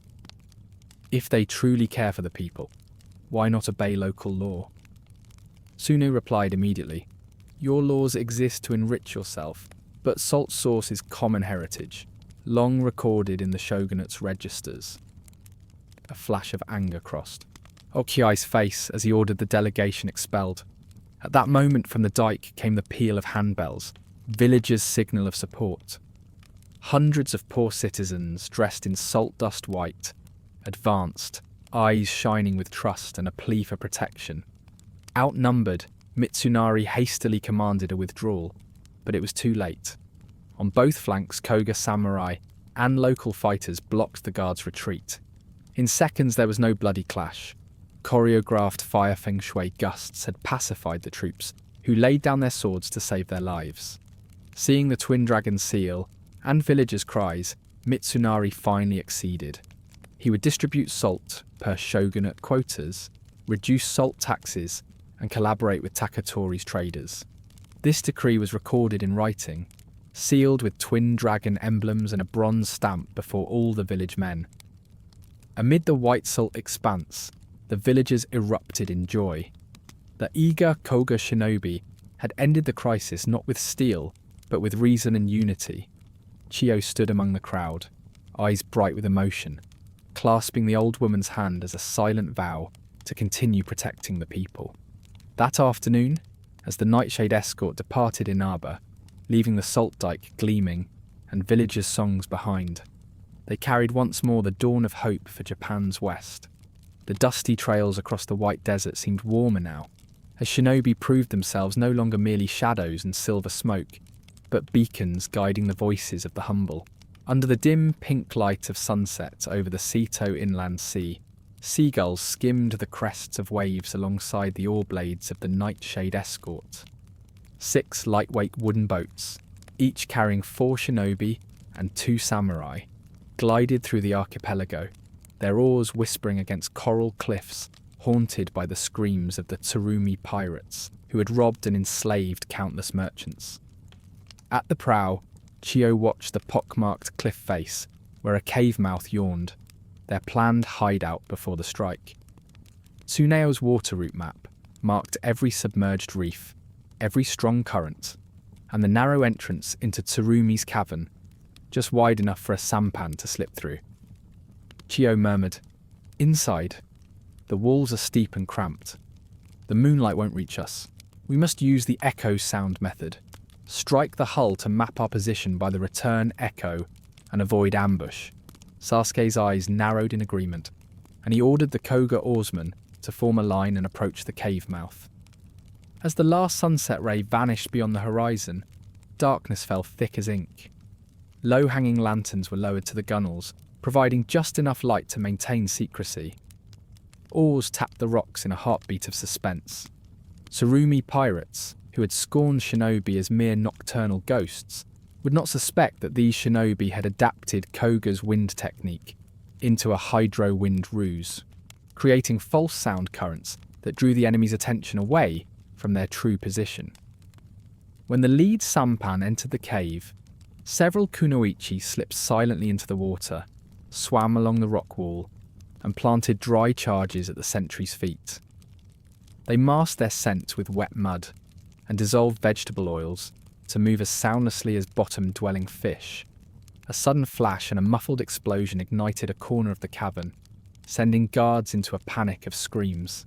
Seizing the moment, Koga shinobi stormed in, flinging kusarigama to snap through security bars and opening the way for Iga samurai and shinobi to surge forward.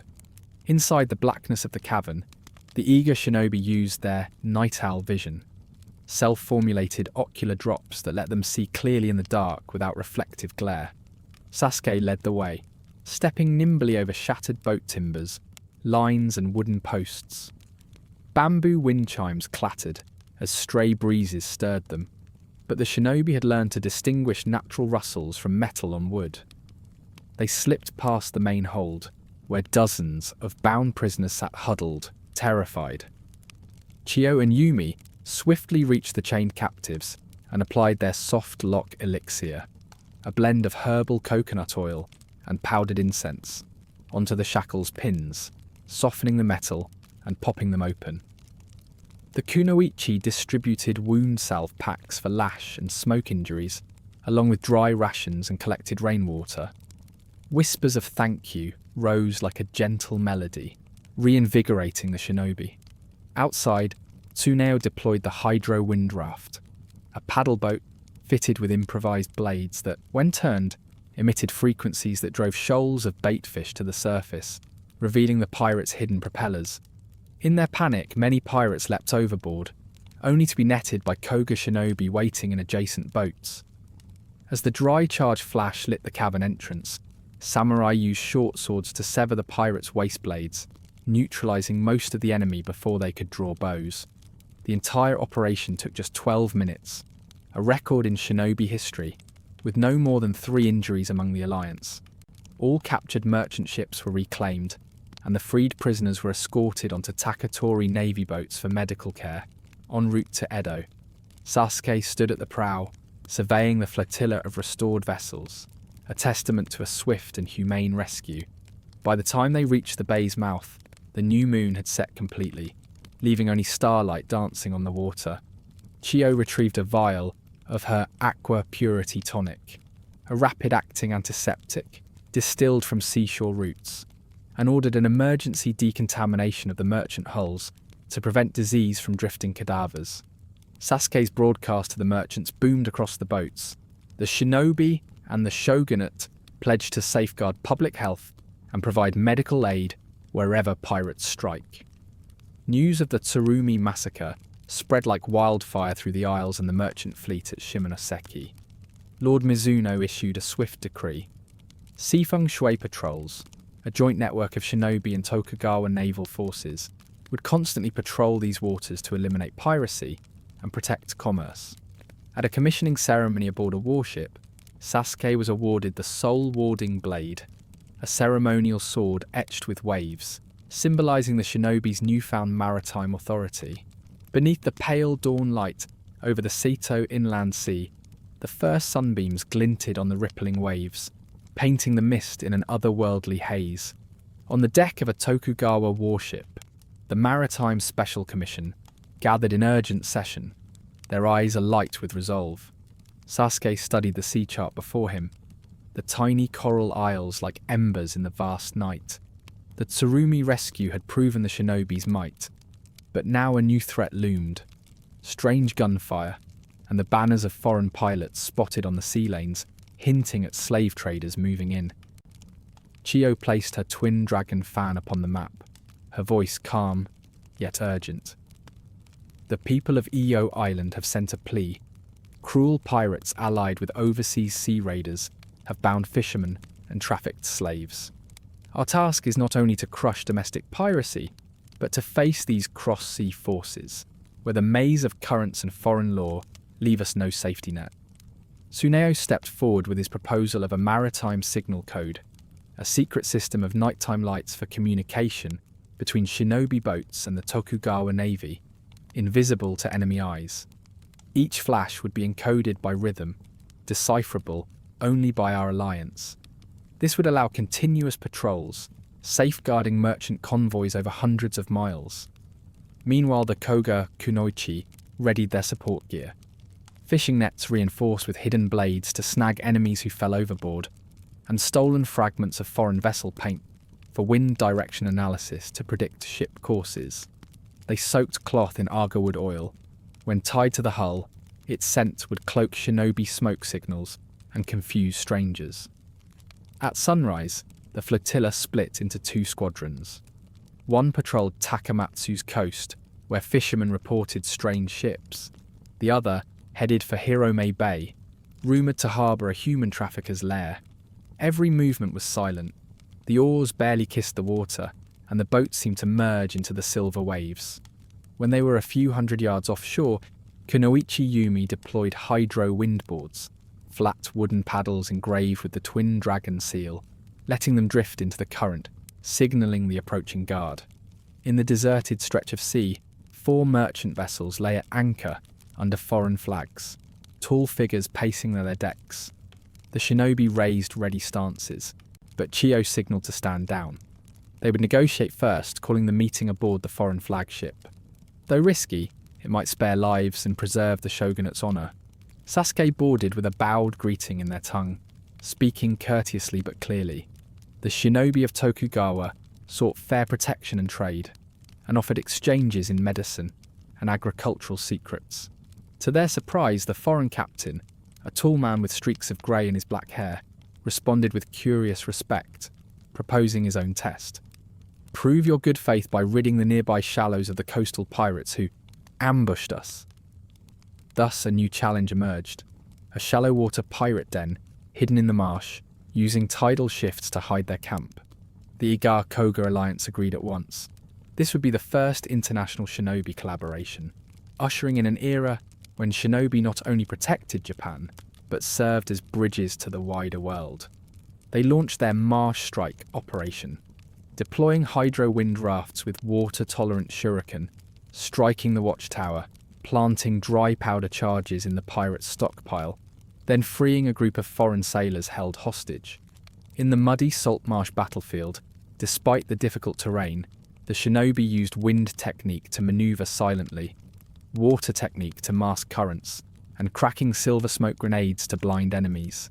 Chiyo and Yumi quickly picked the hostages' locks with Aqualock Elixir, an herbal, antibacterial compound, while administering hydro remedy poultices to staunch wounds. The last pirate fell when Tsuneo's blade lightly tapped his instep, enough to incapacitate without mortal injury. As the marsh grew still again, the shinobi vessels and foreign survivors departed the shattered hideout, the sun bursting through thinning clouds to cast a rainbow across jade-blue waters. The foreign captain, his face equal parts awe and respect, presented the Nightshade escort with a bronze sea drum token, a symbol of his nation's maritime power, pledging, "I will tell our people that shinobi are not merely warriors of darkness, but envoys of friendship." On the voyage back to Edo, the Maritime Special Commission felt the shift. The fusion of ancient techniques with an international spirit was expanding shinobi influence. The boundless sea was no longer a realm of mystery, just for traders and raiders, but a theatre of peace, where shinobi would steer the beacon of hope for ports and national prosperity. The echoing waves marked the close of Chapter 7 and the dawn of Chapter 8, the Shinobis return to the capital to face their final internal trials within the shogunate and navigate the fraught tides of political intrigue. Under the pale dawn light of the Sato Inland Sea, the Maritime Special Commission returned to Edo along willow-lined avenues, greeted by brilliant sunshine and the bustle of the capital. Yet behind the gilded castle walls, shadows of political intrigue still shifted.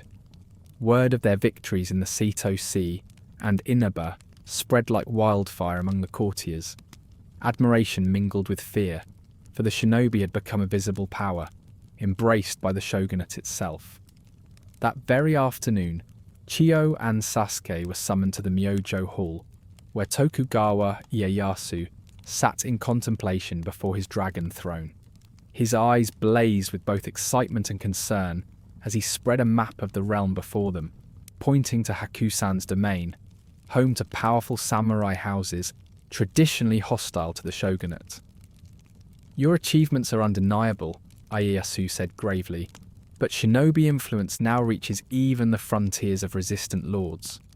We must use finesse to avoid direct conflict while preserving our authority." "By candlelight," Chiyo replied. The shinobi proposed creating a special administration council in key regions, with clan heads participating directly in military and civil governance. Local magistrates would then coordinate closely with the shogunate to maintain order without force. Sasuke added, "We will invite those lords and senior retainers to a unity summit at the Water Dragon Shrine, where shinobi and samurai traditions meet, signing the Dragon Talk Accord. There each side pledges to respect the other's domain.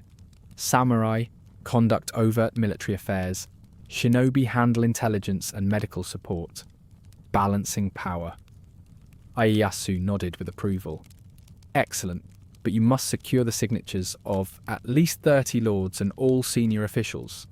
That will send a clear message of national unity. I want the ceremony held before the upcoming Spring Lantern Festival, so everyone sees our solidarity." With that, Chiyo and Sasuke received their orders. Over the next fortnight, they must visit the major domains: Kaga, Takayama, Akita, Satsuma, and others, to present the Dragon Talk Accord for each lord's signature.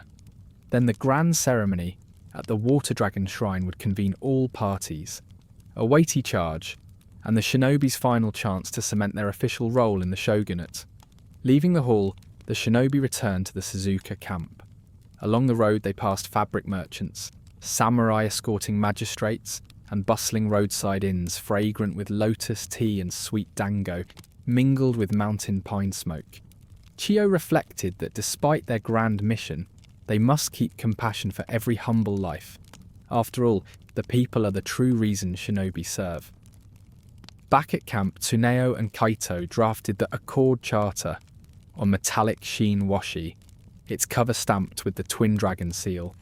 The 4 simple articles read: respect territorial sovereignty, protect the people, share intelligence as needed, and cooperate in medical and educational missions. Each copy would bear the shogunate's seal and every shinobi clan head's imprint, becoming an enduring historical record. On day 1 of their journey, the team set out for Kaga Domain. They crossed the golden plains of Choan, where shimmering rice fields stretched to the horizon, bending in the breeze. Villagers cheered as shinobi handed out rice balls and salted egg packets, a gesture of goodwill. The village head escorted them to the Maeda Toshinaga's mansion, where the famously benevolent lord awaited in solemn dignity. In Kaga's grand hall, resplendent with gold lacquer and painted screens, Toshinaga examined the accord scroll before him, frowning in consideration. Chiyo offered a respectful bow and calmly outlined each article, from establishing a field medical station to requesting shinobi patrols along the borders. At last, Maeda Toshinaga smiled and spoke with distant gravity. "I never imagined shinobi would step into the open. Yet after defending our merchants and saving Kuroyama's people, I believe in your sincerity. I will sign the Dragon Talk Accord at the Water Dragon Shrine and open my granaries to support your field hospitals." The seal's thud resonated amid the astonished courtiers. In the bright daylight, Kaga's samurai saw shinobi not as hidden shadows, but as trusted allies. A small ceremony of communal songs and drumbeats marked the first of many domain pacts. As the party departed Kaga, the sun dipped behind Mount Hakusan, bathing sky and earth in rosy light. The shinobi drifted down the Sho River, oars whispering against the jade waters, thoughts adrift on the ripples and mountain incense. They knew that each magistrate's seal, upon the Accord Charter, laid a stone on the long road to lasting peace, and that safeguarding it would be their solemn duty. A cool autumn breeze swept the ripening apple trees along the Miyagawa, carrying the scent of falling leaves and freshly dried tea. The gravel road into Takayama Castle came alive as the dragon talk accord. Processions slowly passed through the ancient gate. The leaning wooden watchtower, beside drooping willows, once echoing dawn bells, stood hushed, as if all senses were fixed on the Iga Koga shinobi's footsteps. Just outside the main gate, dozens of temple guards and brown-robed Sushin Buddhist monks waited in solemn rows. At their head stood Master Eikan, white-capped and wise-eyed, carrying a bowl of pure magnolia powder for purification. He invited Chiyo and Sasuke to perform the cleansing invocation ritual before meeting Lord Kanamori. Bowing respectfully, Chiyo inhaled the fragrant mist from the powder, lightly touching her forehead and palms. Sasuke followed her example. In that instant, the gathering felt a unity of Buddhist and shinobi traditions, each honouring inner purity before entering power's presence. Passing through the Three Treasures Hall, slanting sunbeams from the windows illuminated the Guanyin statue, casting a gentle glow across the stone floor. Lord Kanamori Yukinaga of Takayama, a lean but imposing figure, rose from his low throne, incense burning before him. His sharp, curious gaze swept over the shinobi procession, while senior retainers in saffron robes stood behind him like silent sentinels. Chiyo stepped forward in a tone both dignified and warm, explaining the Dragon Talk Accord, forging a partnership between the samurai's overt authority and the shinobi's silent arts, united in service to the people and preservation of order. She presented Kanamori with the Gilded Treaty, already endorsed by Kaga Domain, and proposed adding a Dharma for the People clause, providing spiritual instruction and medical aid to monks, devotees, and commoners alike. Yukinaga's expression flickered with conflict. He respected the shinobi's power, but feared their secret authority might encroach on the Sushin sect's influence. Finally, he spoke gravely. "Show me your sincerity through action. If the shinobi truly care for the people, join me in the salt purification ceremony, Takayama's ancient ritual to cleanse calamity. Over 3 days we will scatter salt at the temple and village shrines to banish lingering ill omens. If you succeed, I will sign the accord here in the main hall." Without hesitation, the shinobi agreed. That afternoon, guided by the Sushin monks, they split into small teams, winding through cobbled lanes alongside the Mia River, carrying sacks of pure salt. Curious villagers watched from doorways, tentative hope lighting their faces. As the shinobi sprinkled salt upon Buddha's pedestals, shrine door sills, and street corner shrines, the bamboo wind chimes rang softly, seeming to bless the union of Zen and shinobi ways.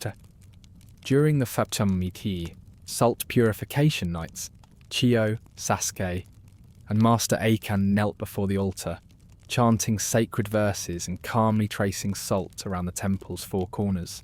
The monks' sutra recitals filled the guard chambers, so haunting that foreign smugglers hiding in riverside caves fled without daring to return.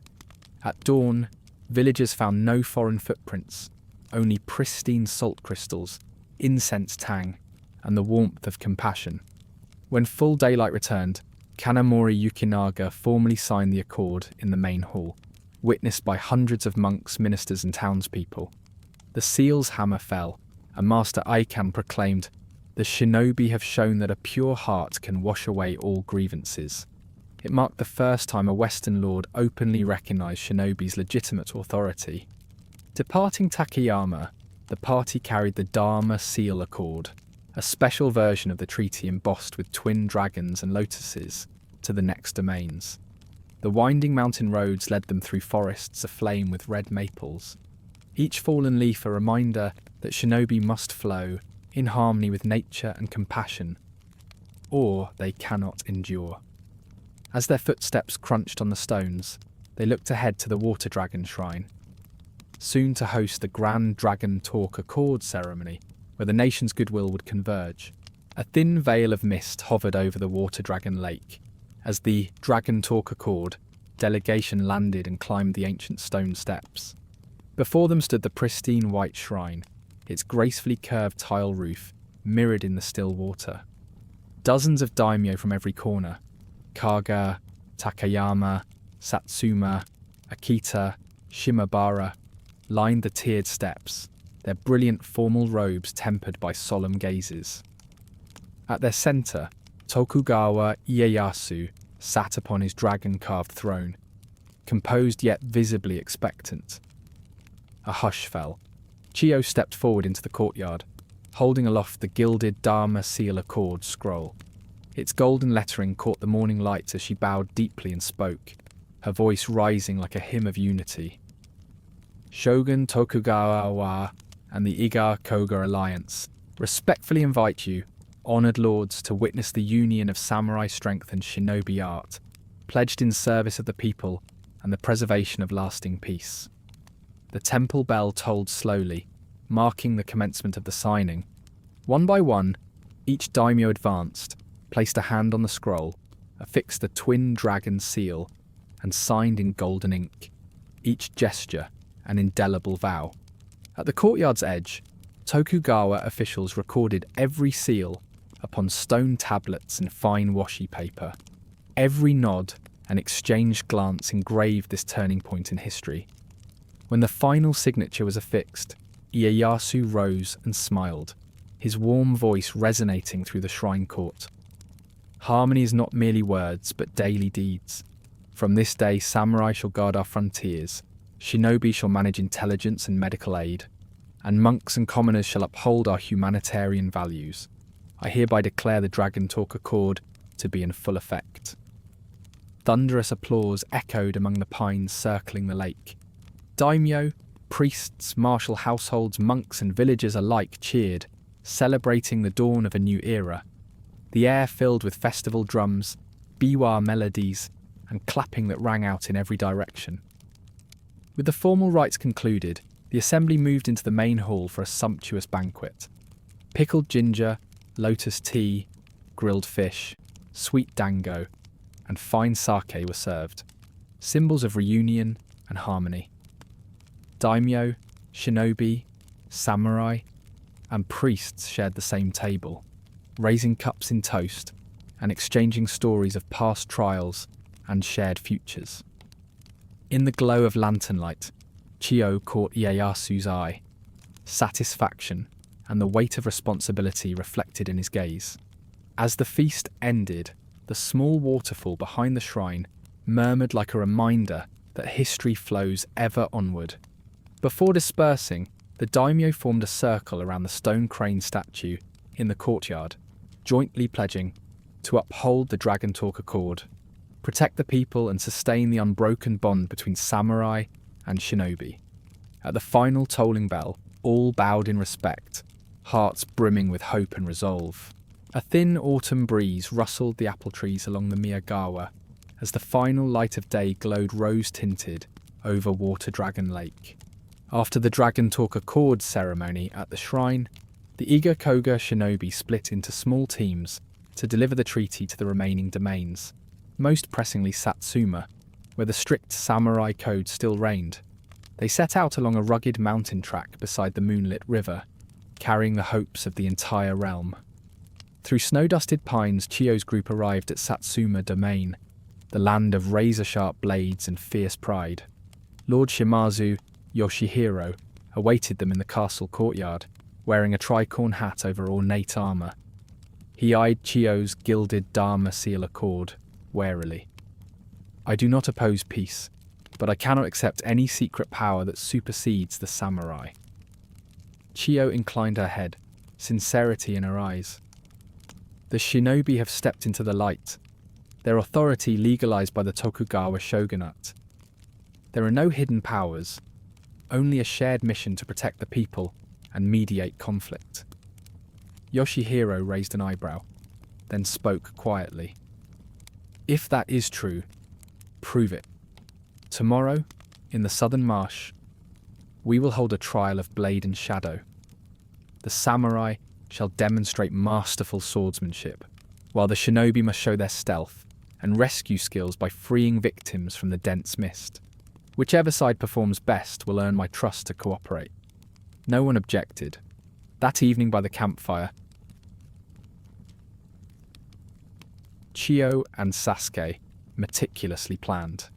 The Shimazu samurai would use long swords to cleave a path through bamboo walls, while the shinobi would glide through thick fog to rescue a group of salt workers held within a mock marsh. They prepped lightweight kunai, silver smoke grenades, and hourglass-timed sedative vials.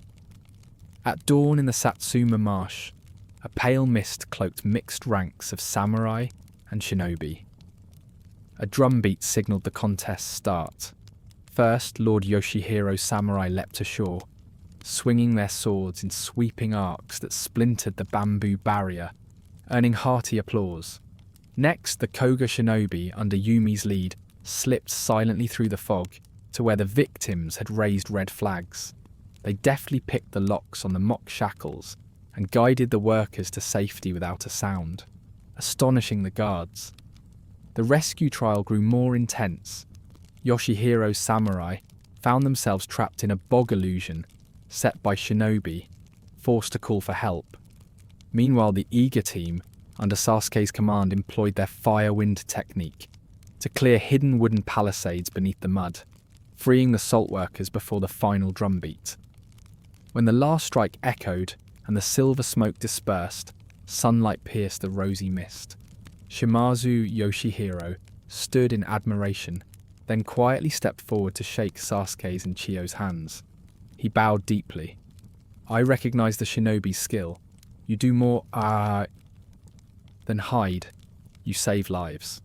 Henceforth, Satsuma will establish a cooperation post with the Maritime Special Commission, and my samurai pledge to support shinobi in all medical and protective duties. Cheers erupted across the courtyard. Villagers and martial households alike celebrated the confluence of sword and shadow. The Iga and Kōga shinobi stood quietly by the lake, listening to the gentle lapping of waves on the shore, confident that their tireless efforts had illuminated a path of harmony between samurai and shinobi, power and compassion. A thin veil of mist floated over the water dragon lake as the Dragon Talk Accord delegation docked and climbed the ancient stone steps. Before them lay the pure white shrine, its gently curved tile roof reflected in the tranquil water. Samurai guards in full dress bowed to clear the way as the shinobi passed through the village gate. The shrine courtyard was draped in white silk banners, symbols of peace, hung from the cedar tree to the small temple gate. The wooden temple bell tolled steadily in the hushed air, inviting all to quiet their minds before the crucial meeting.